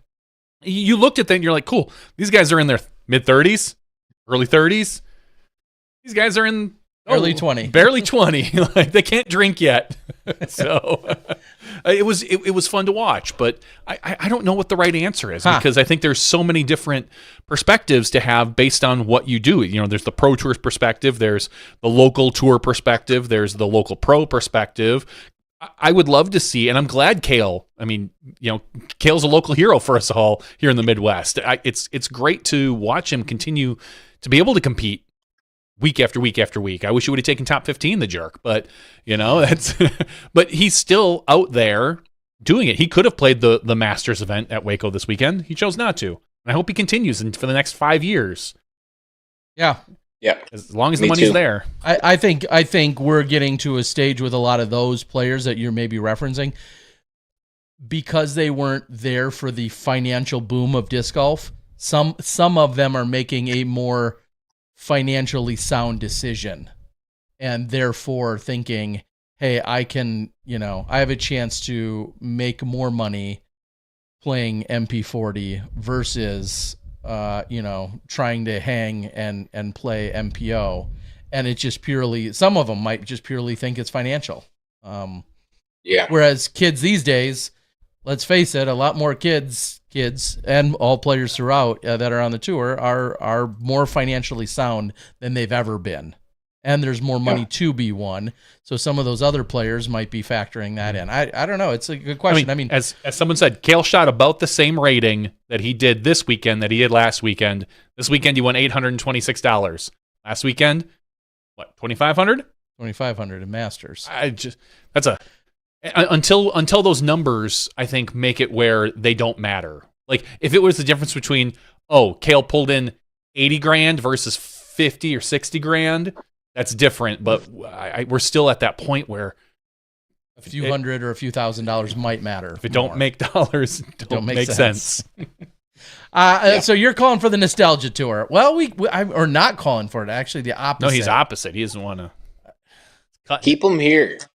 Keep them here. Put them on the feature cards if that's what they want. Yeah, I'm with you. You know that if Cale had played lead card on, the disc golf guy, he would have sold however many, or 20, 30 orders if he played back-to-back days. Airborne disc golf would have blown up. The site does well. Everything does well. it's more than prize money. Disc golf's always been that way. Mm-hmm. I just like you said, local hero. That dude's a worldwide hero, and he's one of my heroes. And I want to see him play disc golf at the highest level because I know he's capable of it. Same goes for Johnny. I love Patrick Brown. Watching him play is incredible. Any of those guys that are a little bit over 40 that still have so much game to give us, like, do it for disc golf. Give it to us. I think I'll be. Oh, go ahead. Sorry. I said I'll be greedy for us. We want those people here. And I'm a big advocate of, the feature card, as you mentioned. That's our opportunity to be able to shine with some of these guys. If Avery Jenkins stepped back down, was able to get into another event, like, oh, guess what? Avery's playing Open at Austin or something. Throw him on that feature card. Nate Doss shows up. Ken Climo shows up. Like, get them on those feature cards. Even if you think that they're going to shoot 10-20 golf. What, as we jokingly have said, what would Nate Doss, I know he's very happy in the booth, but what would he shoot coming out? Or what would Avery shoot? Avery's probably still going to shoot 1,000+ rated round. Yeah. It's just a matter of, and it would be nice to see more of those guys. I love watching the best in our game. I love watching Gannon Byrne. I love watching these guys. But I'm not going to lie. Sometimes it's boring. I see him every week. I know I'm going to see him later in the week. I know this. I'm gonna see Gannon Burr. I'm gonna see Kyle Klein. I'm gonna see Nicholas Antala. I'm gonna hopefully see Luke Humphries. Rounds 2, 3, 4. I don't want to see you guys round 1. Give me one of those guys and give me like one sponsor player and give me one really fun, different player. All right, Luke, I've got a business proposition for you. Oh, geez. You start a new coverage media company and you solely invest in covering not the top superstars. Like, just the people you want to or that would be entertaining. I quote Mark Cuban, I'm out. All right, so maybe that's not a good idea. Okay. I don't know. So that's I think this all started with that's some of what we're missing. We were talking about betting, gambling, and some of those things, and or losing some of these guys, as you say, too early, losing them either to the Masters, or just not featuring them and including them enough.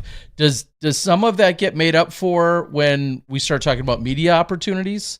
The likes of a Climo getting more involved. Obviously, the likes of Germ, who again he threw around the retirement word of sorts, and Sexton, who's obviously been more and more on the live and in the booth.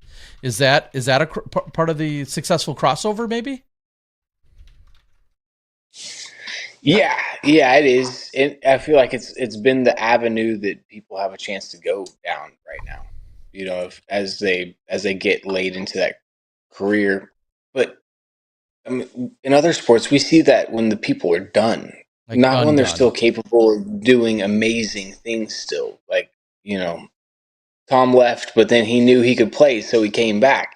And he got us another ship, Mm-hmm. Like, Germ's not done throwing incredible shots. I remember last offseason, we're talking like this offseason, like just a few months ago, he was working on his backhand and throwing shots that were surprising him. He posted something on his Instagram saying exactly that. So, he's saying the R word, but he's also surprising himself with the skills he still has. It'd be cool to see him demonstrated with confidence more often. And this past week, specifically. Yeah, this past weekend, no. Germ, Yuli, and Sexton were all in the top 25. That's incredible, man. It's incredible. I told Yuli just a few moments ago that I was super proud of him. We need more of that. These people, we're all in our high 30s, but we're all so capable of playing disc golf still. Disc golf, dude. Disc golf, bro. We can still get birdies, dude. And they're telling you they can't. They're not being truthful.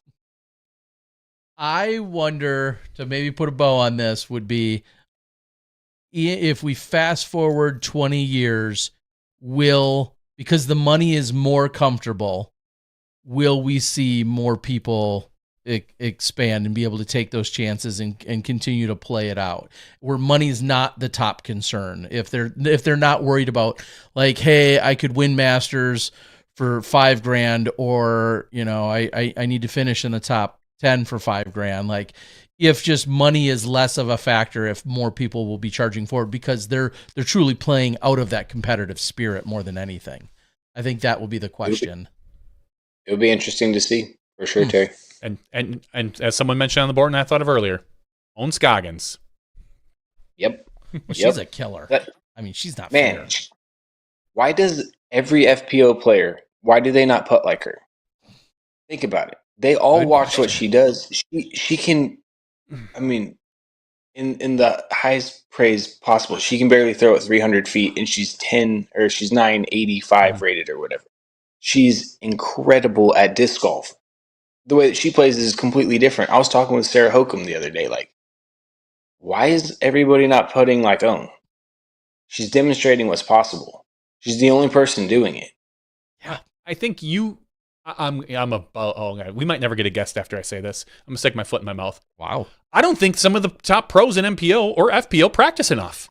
Period. I think for so long we were comfortable getting away with being a small sport, and if you had natural ability and you put in a little bit of practice, you were able to get by. Cool. I'm winning a couple events. I'm cashing. It's cool. I'm selling discs. I'm super popular. Owen Scoggins puts in the fucking work. She is out. Yes. She tells you, yeah, I practice putted last night for 3 hours. Cool. Guess what half those other FPO players were doing? Making TikToks. Or doing whatever. Or social media. Or relaxing. Or in like mental health. Or whatever you want to call it. They're not on the green. Like, no. I guarantee you, Owen Scoggins probably, at least on the green, puts in more work than any other player in the sport. The more time that goes on, the further we get into this 20th century, the word work gets softer and softer and softer. And all of a sudden, sitting on your couch making a TikTok is considered work while she's out there banging 40-footers. Mm-hmm. And I know, and I've watched other players, FPO, MPO. I'm not even putting a thing on it. I see them in the gym. I see them working out. I see them throwing and stuff. I don't think it's enough. You want to, guess what? You have a limited time to be a professional athlete. Just deal with it. Get out there. You should be on that putting green every single night, especially in the off season, 2 hours a night. Period. No, if you are on the pro tour, that should be a minimum of what you're doing. You're 100% right. You're 100% right. And again, sometimes you can get away with natural skill. Some you don't necessarily need to. How good? And I'm going to throw him under the bus. How good could Gannon Burr be if he was literally practice putting and practice approaching or throwing forehands 2 hours a night? So probably even better than he is now. And he's probably right now, arguably, the best in our game. I don't know that he's not putting in the time. I don't. I'm not going to say that. I don't know if he is or not. I'm sticking my foot in my mouth here. He might be putting in. Call out. Yeah, I'm not calling him out particularly. Know for sure what I think, but again, I think that more than others, he's putting in the work. He's putting into. He's those so Europeans. plastic. All those Europeans are putting in the work too. They understand that they can't completely use up their body, so it's not all practice, but they're practicing their throws in the field. They're putting multiple times a day. They're treating it more like a job than I think most of the American pros. But as far as Gannon goes, I think that dude's practicing a lot. I think he is too. In general, I think that, and we're getting there. I think our pros are starting to do this. I think in the last 3-4 years, we're seeing it. You're right. I look at some of the FPO and I think, why aren't you putting like Owen Scoggins? Or at least 80% of what Owen Scoggins. Maybe Owen has a natural ability that it excels above other players. That's fine. But so much of what she has done is practice. So much of what she's done is practice. If she was just uncannily athletically gifted, we would never know because of how much work she puts in. Mm-hmm. She puts in so much more. That's the only thing that we know is that she's practicing, so she's good. Yeah, that was kind of repetitive, but yeah. I mean, we all agree, and it's amazing. I think we're getting there. I think some of our our players are getting there now, where you look at them and they are putting in effort and they are putting in the work. But I don't think it's. I mean, I knew Paul did. Paul built a warehouse back in the day so he could practice putt. You know, he just did it. He did it. He was one of the first. I feel that we really put in a ton of true professional effort, and I think players saw that, and they're starting to now. But I mean, it just.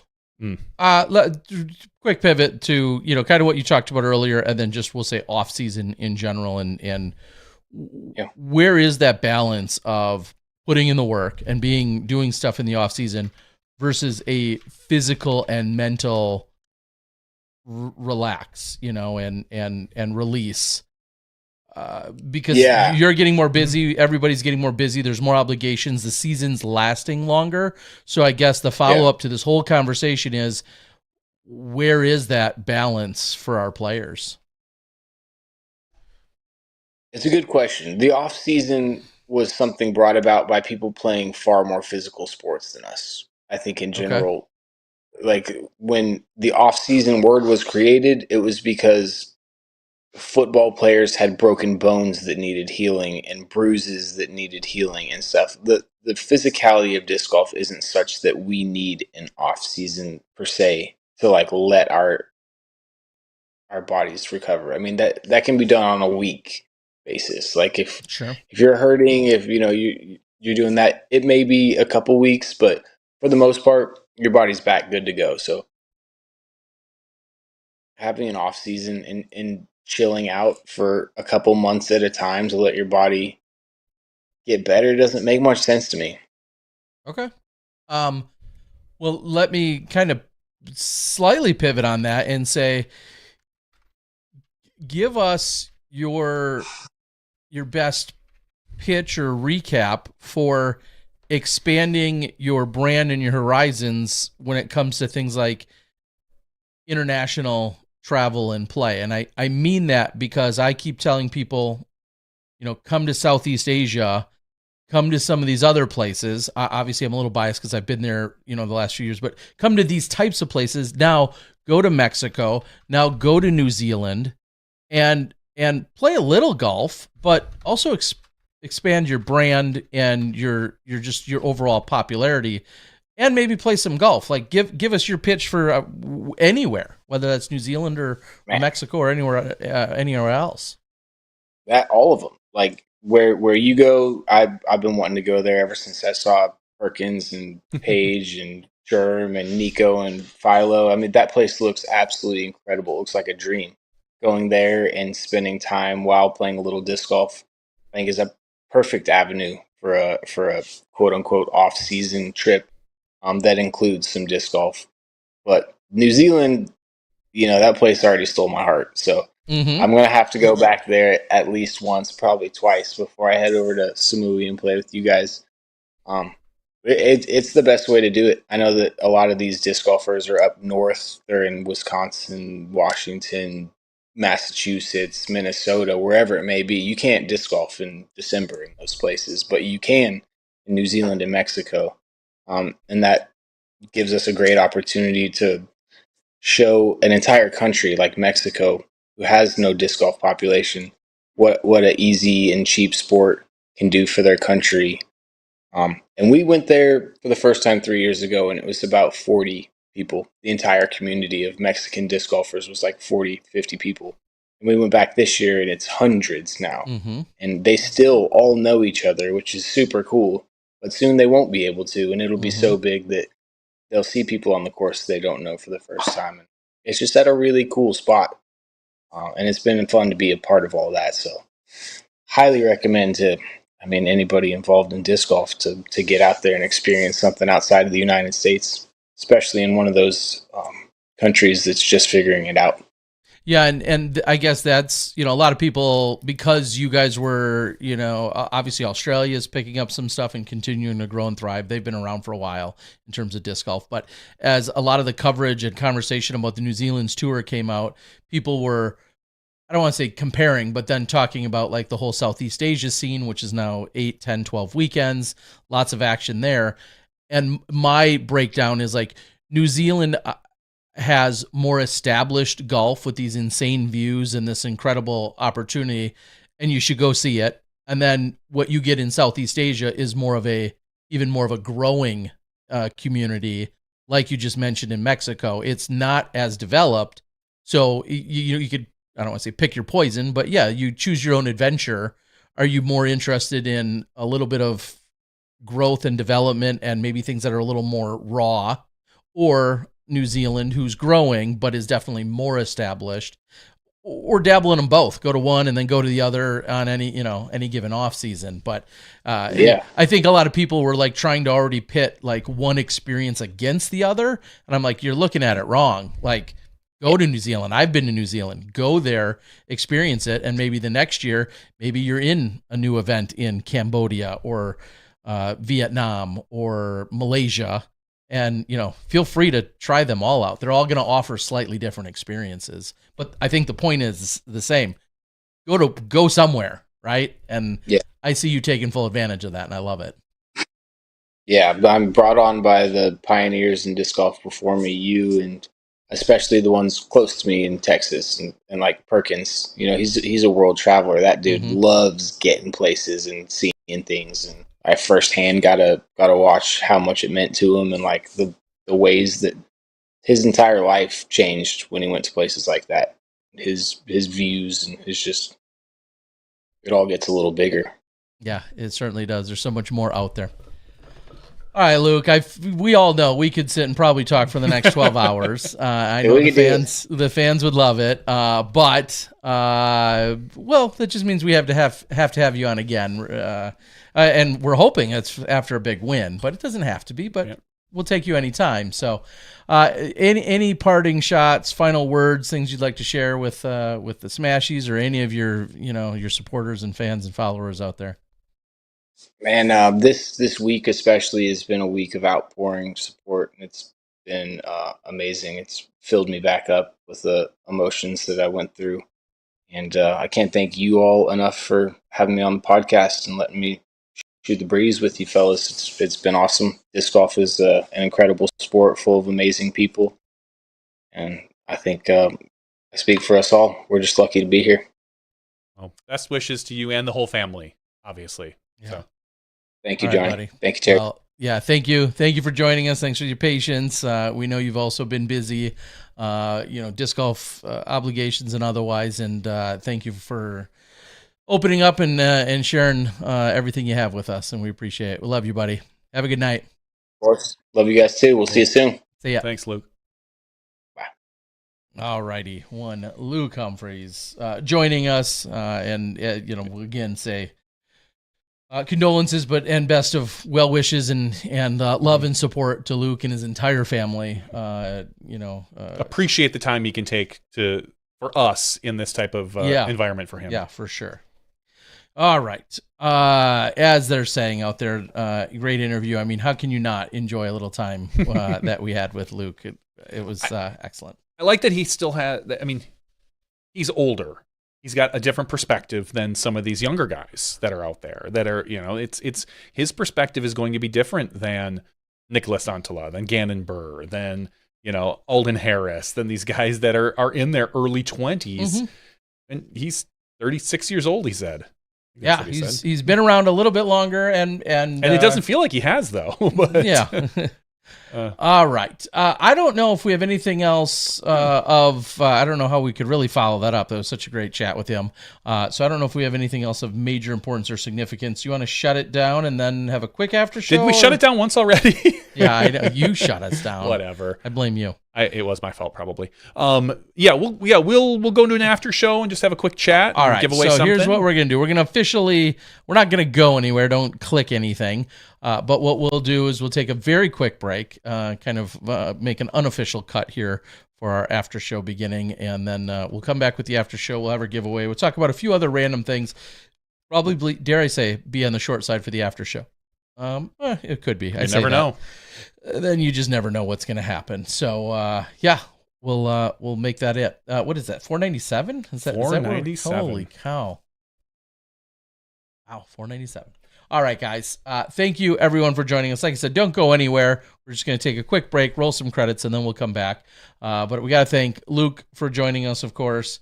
For Johnny V, I'm the Disc Golf Guy. That's been podcast 497. We'll see you in a few minutes during the after show. We'll see you then when you step inside the Smashbox. Thank you to our $2 and above patrons. Your name is listed below in the credits. If you are interested in being listed as a producer in the SmashBoxxTV credits and supporting this and other fine podcasts, please visit patreon.com/SmashBoxxTV.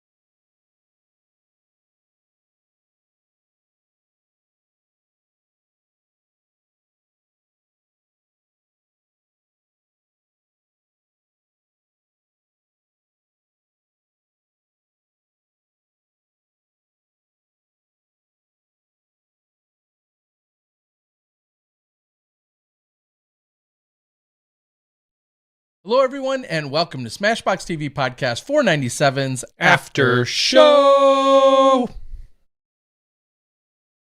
Not our worst. Like our Oscars after show? Talk about that. I'm going to go on record and say I had zero. What was I doing? Oh, I was in Bend. I had zero. Like, I don't even know anything that happened regarding the Oscars. That was Sunday night, I believe, right? Will Smith slapped somebody, right? that sounds about right. Oh, that was a few years ago. That was the Oscars? That was the Oscars. Was okay. So what are we? Are we 2 or 3 years removed from that? Not now? 3. Was it last year, maybe? No, it wasn't last year. There's no way.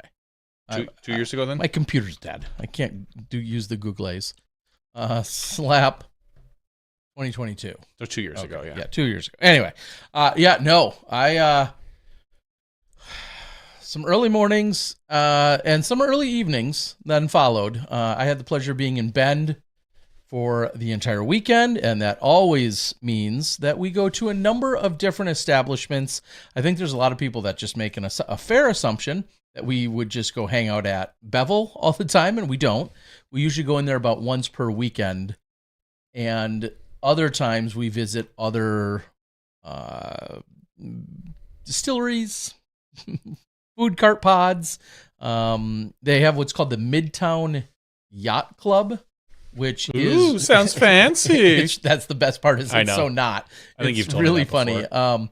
It's a lot like a ton of other places in Bend where they'll have ideally like a tap room / brewery type place or a bar, I guess, and then have anywhere from like 3 to 5 to 6 food trucks, and then usually like a shared seating area. Just like if you go to Bevel, there's Bevel beer. You walk outside of Bevel, and then there's 4 separate food trucks there. And then, this collective shared space for everybody to be able to sit and eat or have beverages.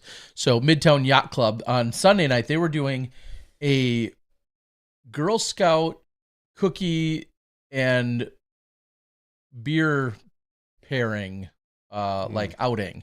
So you could buy, if you bought a quote unquote flight, so to speak, or a set, there was 6 different cookies, and then there were 6 different beers that paired with the individual cookies, and then they had all the flavor profiles and all that other good stuff. So we did that Sunday night. Are your daughters still doing Girl Scout cookies? I didn't think so. They didn't call us, so I was. I'm good. I'm really glad they had that experience, but I'm also fine with them being done with it. We weren't going to buy any Girl Scout cookies this year. Just in general, most of the girls we know are older now, except someone came knocking at the door. Wow. They beat down the no soliciting sign? You didn't kick them in the teeth? I don't have Get no your soliciting damn cookies sign, out of here?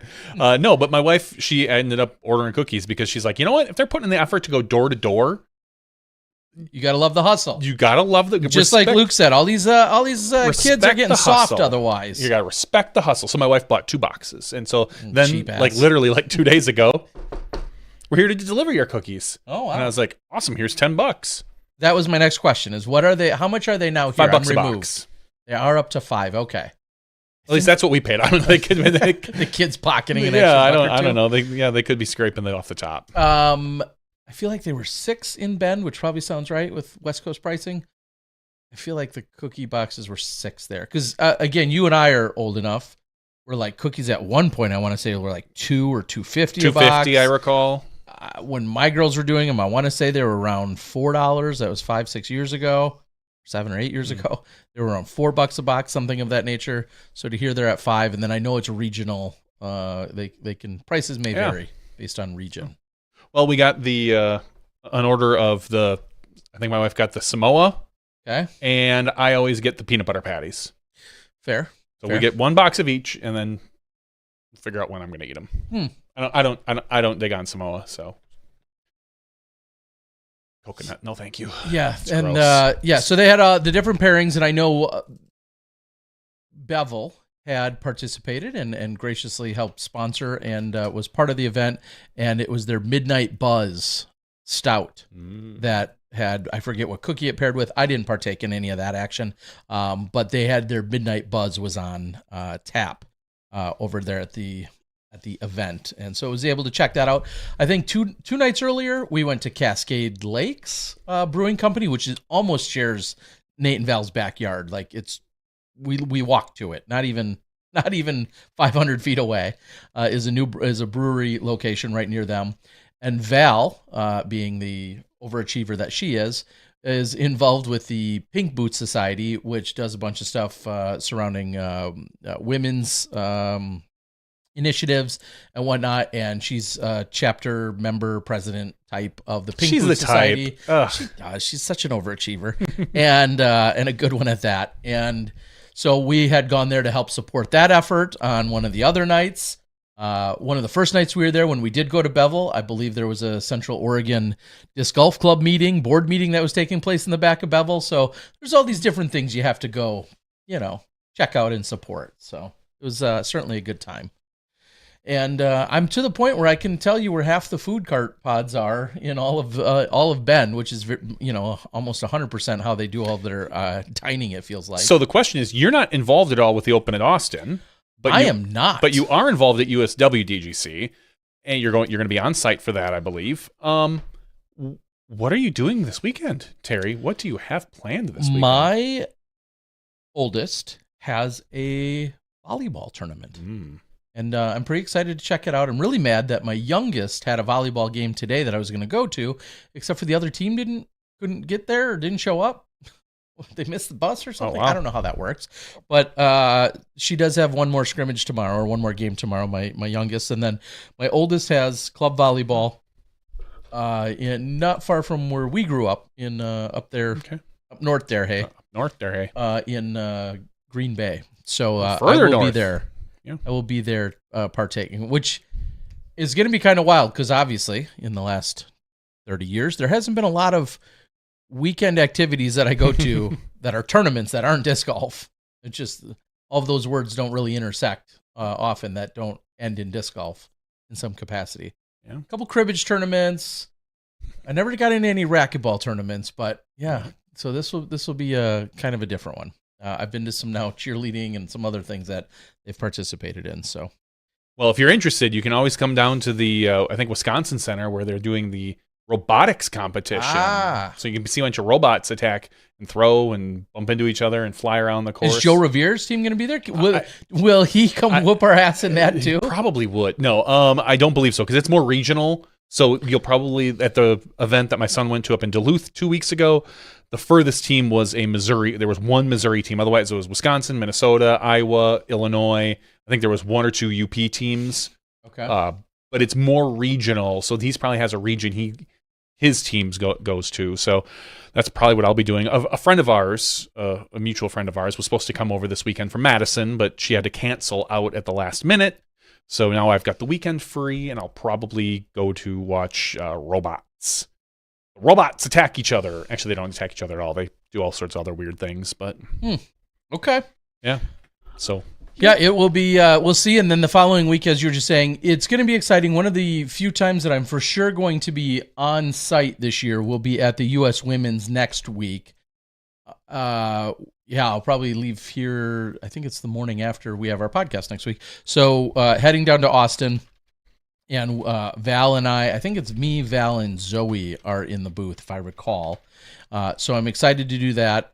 And it'll be interesting being in Austin and knowing that we're all part of this Texas swing, and then what MPO players will be around. Will they be legitimately just hanging out spectating? Obviously, a number of them will probably be caddies, whether it's their significant other or just friends. I think we'll see a lot of caddying, but or will they, take the weekend off to go hunting or fishing or go to the amusement park? I don't know. It'll be really interesting to see as that's taking place, because knowing that there's still, or will a ton of them just be going off to the next location? South by Southwest will be wrapped up by then. I think it started yesterday, is what Perkins had said, as I see you looking it up. So I just couldn't remember. I know it's obviously always early March. I couldn't remember if it went into... entertain me, only because my computer is dead. Where is Texas State's the weekend after? Is that Houston? Houston area, yeah. It is. Okay. So we're essentially in Austin for back-to-back weekends, and then we're there in Houston. Yep. And again, I feel awkward. I'm not part of Austin, the Open at Austin, and I'm not part of Texas State's. So I'm going to probably mentally do some checking out of those events. And it's not personal. It's just when I'm not working, I mentally sometimes check out. We are talking about some coverage possibly at Throw Down the Mountain that final weekend, though, of March. So hopefully that can become a thing. Ray asks, how did switching go for the first big event of the season, Johnny? Is it just like riding a bike? Have your skills had to grow along with the scope of the coverage? Surprisingly, this sounds backwards. My skills have been able to... my skills don't need to grow. Wow. Because what we were doing 4 or 5 years ago, there was a lot more on my plate. So I was in charge of switching and calling and replay and a lot of things. And now a lot of those tools have gone away. They've gone to other people. Like this particular weekend with the feature cards, we were able to have a third replay. We had replay C, A, B, and C. So I am now focused, which I think is better, focused on directing cameras more. And I'm, don't ask the cameraman, but I think I'm a good guy. They won't say that. No, I think I do an adequate job at that. I do believe that our other director is a better director than I am. It's just kind of his nature. He's more involved, not more involved. He has more experience than I do in other sports.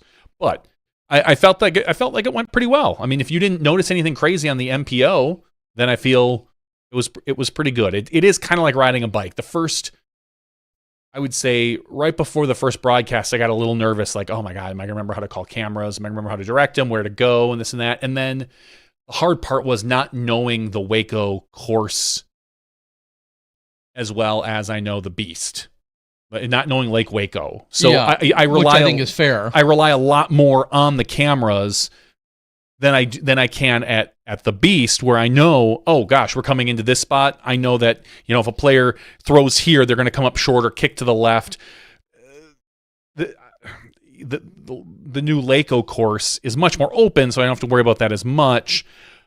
I just rely a lot more on the cameras because they know they're on site. And I would say of all the things, and I wouldn't even say it's our fault. The only thing that really kind of got me this weekend, I felt, was on the very last hole, Luke's shot that came up short and went OB. Our camera was on the green, thinking he was going to make it to the green. So, and that green is down low. There's a tree in front that they have to get around. So it's really hard to see the disc coming in general. We didn't have a good camera in position for his shot, except for the drone, which we ended up showing in replay. 99 times out of 100, I don't take the drone for a live shot. Every once in a while I will, but it has to be the right player with the right disc and the right fairway. And so this particular instance with Luke's shot, he just didn't make it to the green, and there's not much you can do about it. It's like when you've got your guy down on catch cam, a guy down on throw cam, and the player hits a tree in the middle of the fairway. You just can't be everywhere. Yeah. That was the one thing. It was like, all right, did we mess that up? Did we not? How whatever. That was my only thing, and it wasn't really our fault. It was more Luke's fault. Yeah. We'll blame him. But no, it is. It's not bad. It's kind of like riding a bike because you don't really have to do too much other than call cameras and make sure you hit the right transitions and get to assets. Mo didn't have to yell at me at all, so I felt good. Wow. I'm trying to think if he yelled at me. Not really too much. No. I can tell usually. It's a big sigh. It's not a yell. It's more. You can always tell when Mo's disappointed or most frustrated because you hear the exhale. Never for me though. No, never.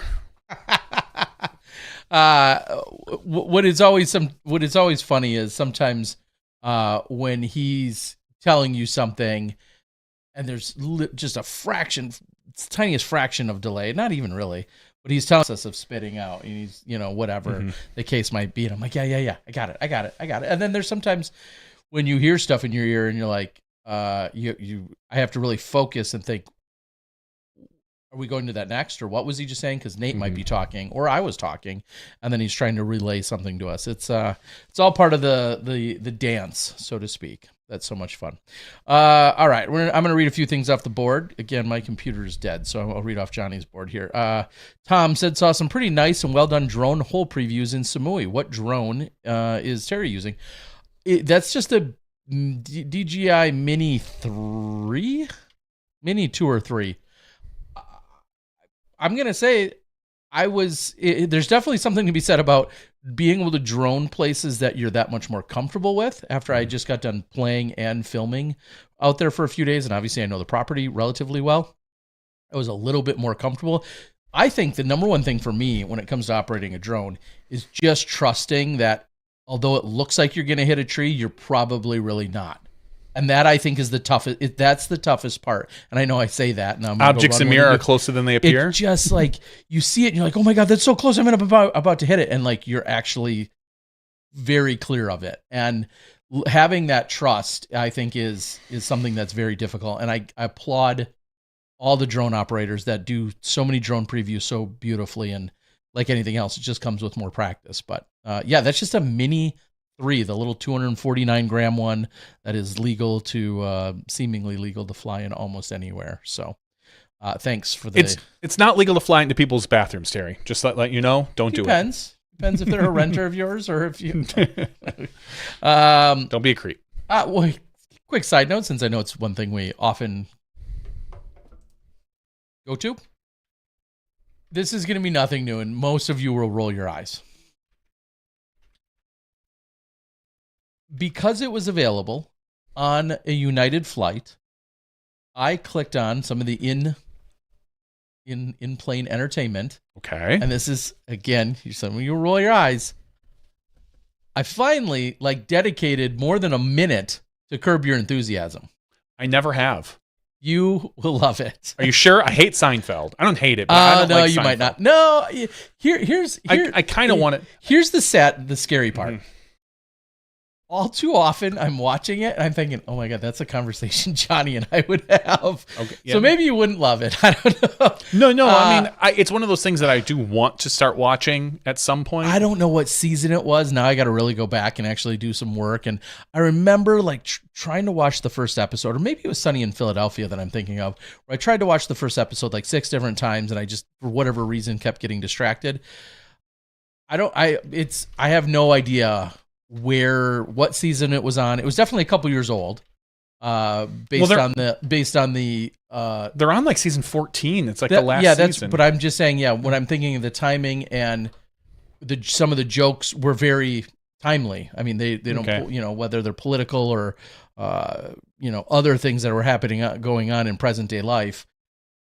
I don't know. There was a few times I found myself literally laughing out loud, and I enjoyed it. Again, I'm sure some of you either have been on it or off of it for a course. decade, and I get that. And so wow, welcome to 2024 or even 2005, whatever the case might be. But yeah, there's 2 series I do want to watch front to back, and one of which is at some point I want to watch that, but I really want to watch Veep. I heard Veep is really good. I bet you would like that. I would probably I've like heard that. that's good as well. And I've So- never. So Veep anyway, is I did watch a little bit of the of Curb Your Enthusiasm. So happy to report that I enjoyed it. I'm just smarter than you. No, I'm just kidding. I'm reading books lately. Oh wow! Yeah, I know. Look at me. I have a real hard. I'm out practicing all day putting. So You should. Well, then you're better than me. Look at that at disc golf. I have a problem in that when I pick up a book, I don't want to put it down until I'm done with it. So literally, I think the last 3 nights. No, what's tonight? Tuesday? Yeah. So I'm in the middle of the. It's called the King Killer Chronicles, by Patrick Rothfuss, who is actually out of Wisconsin, and I'm on the second book. It's like each book is like 800 plus pages long. It's big. Wow. Somewhere here it is. Ain't you frickin' smart? Yeah, it's a big ass thick book. It's fantasy. I've seen thicker. Yeah, right next to me. But I think I read for 3.5 hours last night. I read for 2.5 hours to 3 hours today before the podcast. I just don't want to put a book down. Once I start reading it, I don't want to put it down until I'm done with it. I had the same problem with like even if it's not good, even if it's like mediocre. I don't read mediocre books. Oh, like my wife, she tends to just grab books and read them, and she reads them before bed. I don't. I kind of have a general idea of like, I usually wait until I know a book is good before I pick it up, and then I'll just read the whole thing. So I'm almost halfway done with the book already in 2 days, which is an 800-page book. That's all. I have almost like an OCD thing where I come home, say hi to my wife and kids, I go lay on my bed, read a book until my wife says it's dinner time. I get dinner. So become useless to everyone else. 100%. Wow, that's awfully noble of you. And then once I'm through with the book, I'm good as gold again. I'll do whatever. But it's almost a bad habit that I have. And again, I had the same thing with the Harry Potter books years and years and years and years and years ago when I read them. Oh. And Yeah, I don't got. I just when I find a book, I just want to burn through it. So that's what I've been doing almost every night. I burn books too all the time. Different? That's weird. That is different. Yeah. And so I'm sorry. How many are there? Chronicles, and you're on the second. It's the second of 3, but he hasn't. Second of 3. So he hasn't. It's almost George R. R. Martin-esque. There's supposed to be 3 of them. This one came out in 2012. This is the second book. That's going well. Hasn't released the third one yet. Yeah, supposedly, coming out this year at the end of the year. Love that cliffhanger. I know. You never get to read. So but there are 2 other. So there's like 3 in the main series, and then there's like 2 or 3 extra novellas, like smaller ones that he wrote, side stories. But yeah, no, I know everyone's kind of like, okay, dude, like finish writing your goddamn trilogy, dude. Yeah.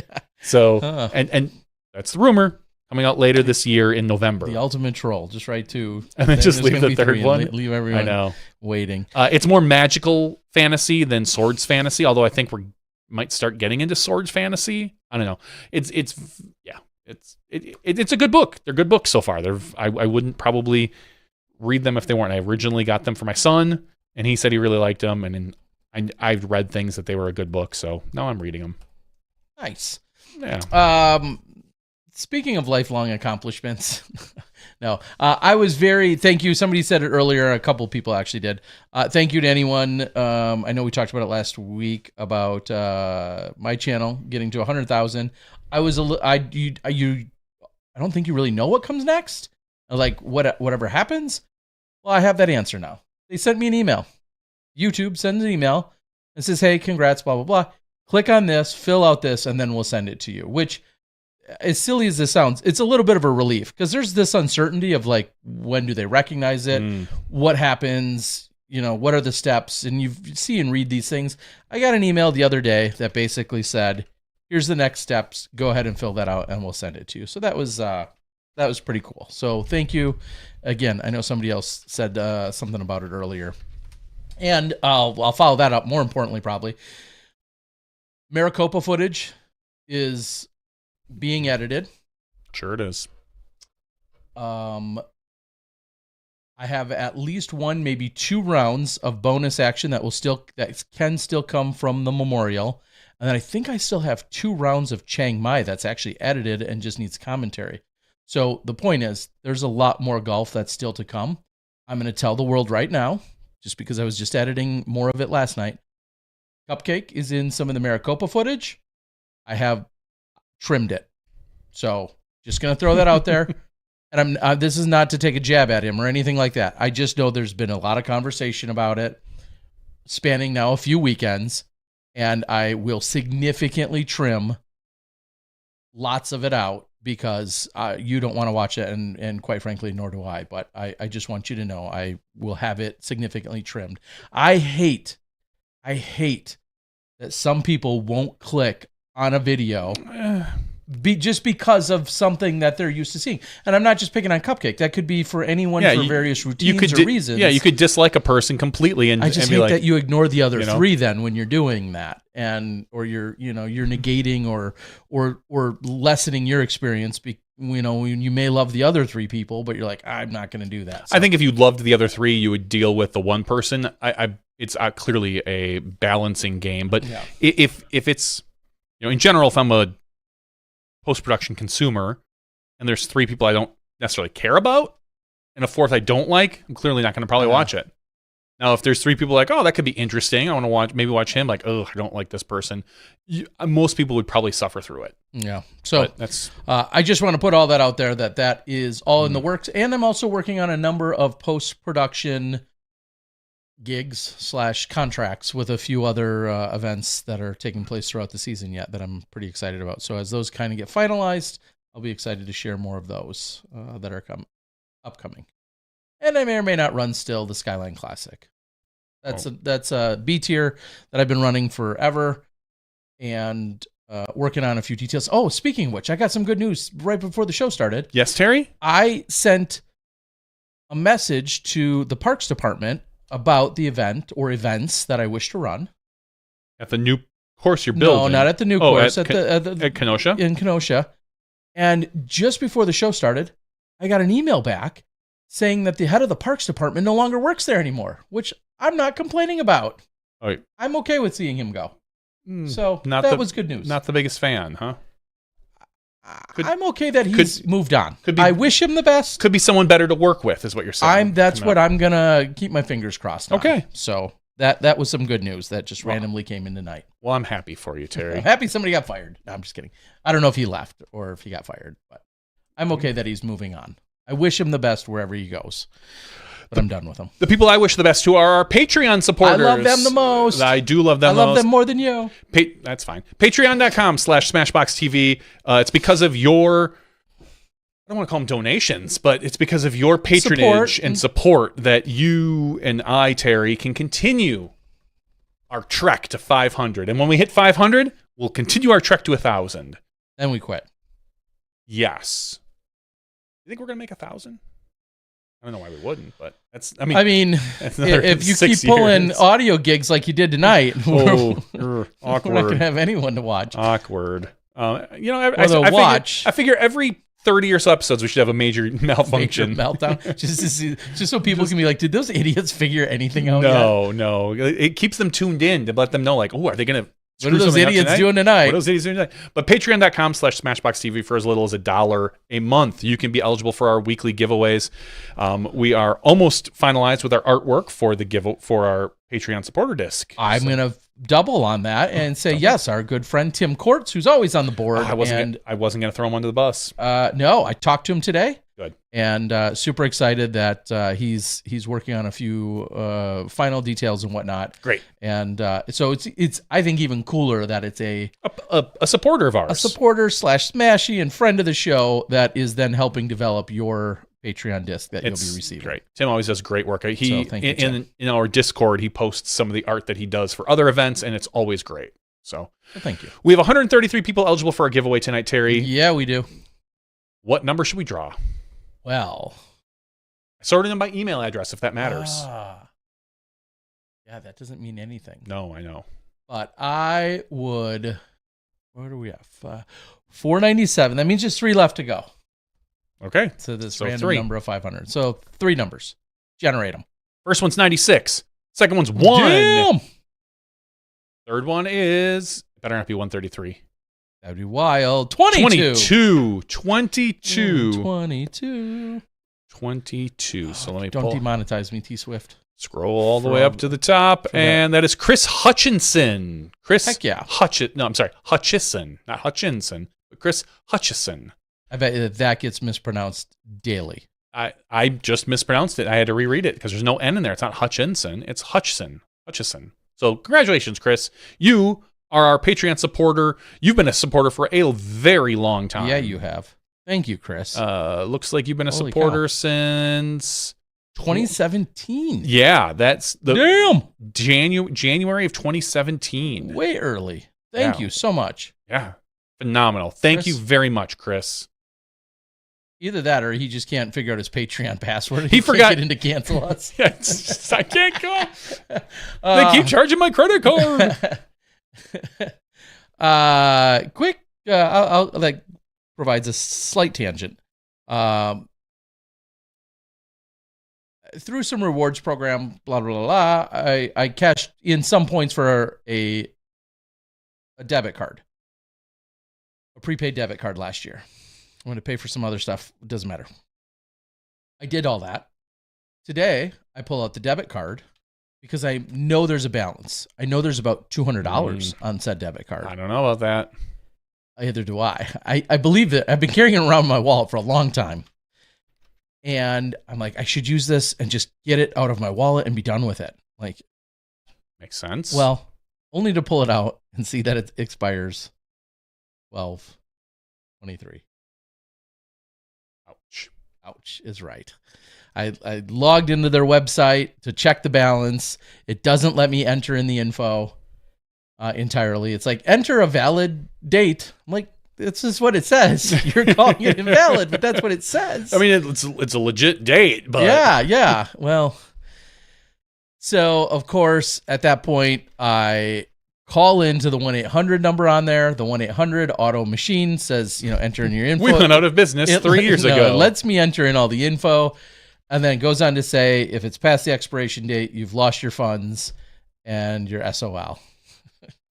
How long did you have this? It was just last year when I got it. Oh, okay. But apparently 12/23, and then even like the turning of the knife was when the automated machine says, you've lost the amount. It's once it's past due or whatever, or expired. And if you call customer service, they're going to tell you the same thing. So don't bother us. Yeah, great. So what do? I call customer service. You would. And I'm like, we'll see. I get a hold of customer service. Gentleman picks up the phone. I tell him the situation. And I said, is there anything I can do? And he said, there is an inactivity fee that eats away at your card after so many months of non-use of $3.95 per month, which is very common for these, I guess. $3.95 per month. And we've eaten away at that for 2 months. We'll give you the other $192. I win.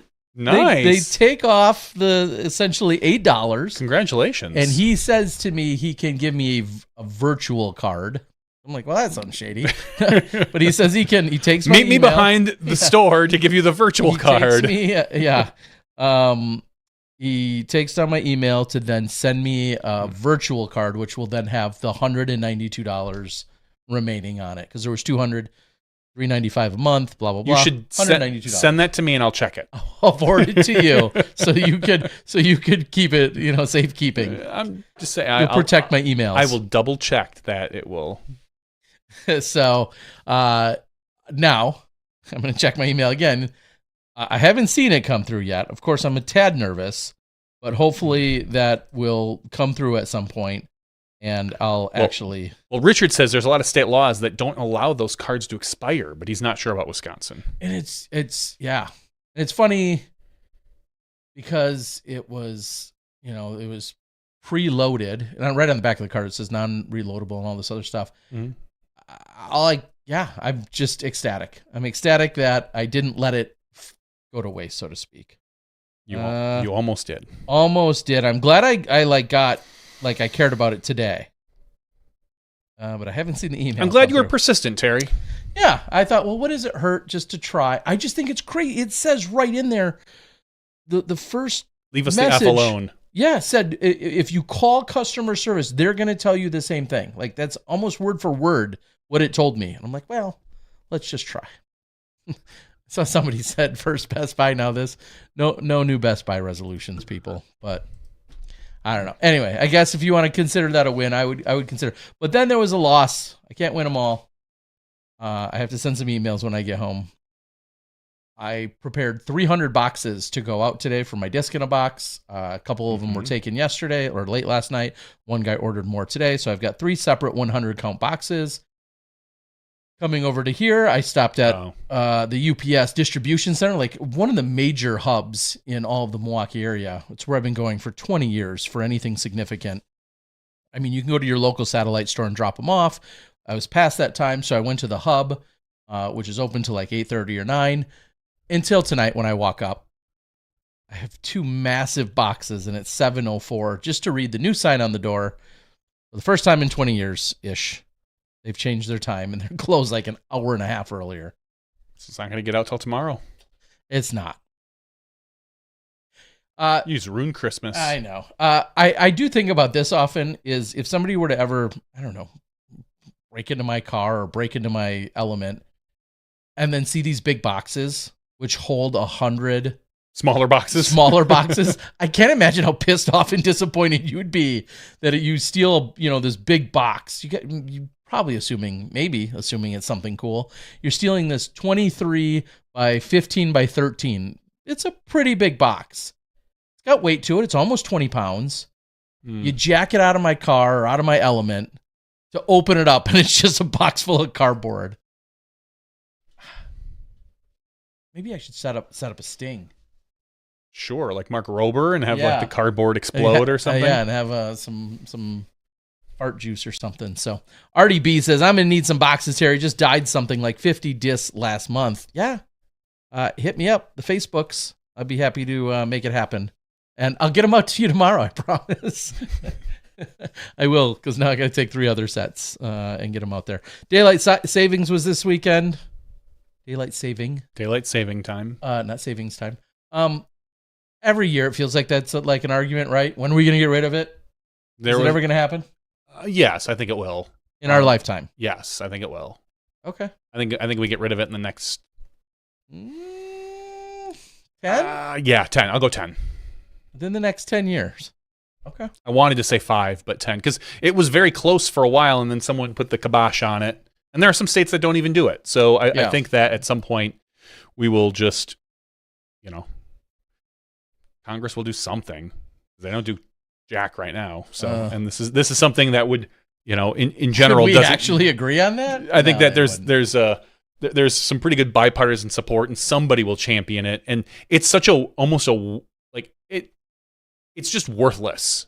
Like, it doesn't add any value to anything. So I feel like it's something that they could both be like, hey, look, we're working together, or whatever. And yet they, whatever. So I bet you in 10 years. Okay. Yeah, the eclipse on the 8th, which is what day is that? Tim says the Senate passed it, but the House didn't 2 years ago. Okay, so thanks, Obama. Does that fit? Yeah. No. Yeah. Carter. Okay, better. Joe says means that all of the Ledgestone posts that say CST will be wrong for the entire season. I could see. I'm not gonna lie. CST, CDT. I don't know. I just put CT. Central. Just put Central Time. Yeah, that's the ultimate cop out over there. Ryan, though, a moment ago, if you scroll up, said something about you got a $460 Delta gift card that's still good from like 4 years ago. Damn, that's nice. I guess I do feel like a lot of the airlines are getting a little looser and a little less restrictive. United, for instance, I know kind of quietly doesn't have change fees. Obviously, Southwest has kind of built their business on not having change and whatever fees and no baggage fees. But I feel like a lot of them are kind of coming around to finally being a little bit more competitive and competitive amongst each other, but then also more consumer friendly. Yeah, maybe that's what it kind of feels like, and I hope that's the case. I don't know. Ryan says Central Standard Time, Central Daylight Time. I know what the two are. I have no clue what we're in right now. Are we in Central Daylight Time? Because now, or you know, I feel like we are. I feel like it would make sense that we are. Like so CST just ended, or Daylight Savings Time just ended, and it didn't just start. I don't know, and I don't want to learn. I'm not going to. I'm never going to learn. There are certain things in my life I will purposefully never learn. That is one of them. Just like I'm never going to learn how to spell restaurant correctly. That's fine. Yeah. I don't. Yeah, I don't want to learn. I'm not going to look at the chat right now for fear that you'll try to teach me. Yeah, but there's this really easy trick to keep them. No. So I was notified today that there is a gentleman who made we'll say a parody of apparently the way I talk. Oh, great. Yeah. Now he also ad-libbed quite a few words that I think are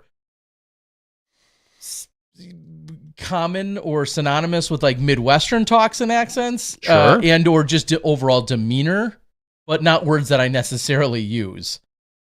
And anyway, purposely, I mean, it was funny. It wasn't mean-spirited. It wasn't spiteful. It wasn't mean-spirited or spiteful. But I was tagged in the account. I don't know if anyone else saw it today, but it was kind of funny.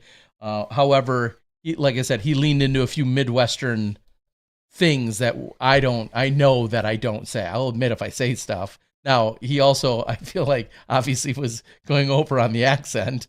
Are we looking at our next Tyler Brickley? Is that what we're No, but not necessarily, but his account overall was pretty funny. I did spend a few minutes taking a look at it. I'll share it with you after the show.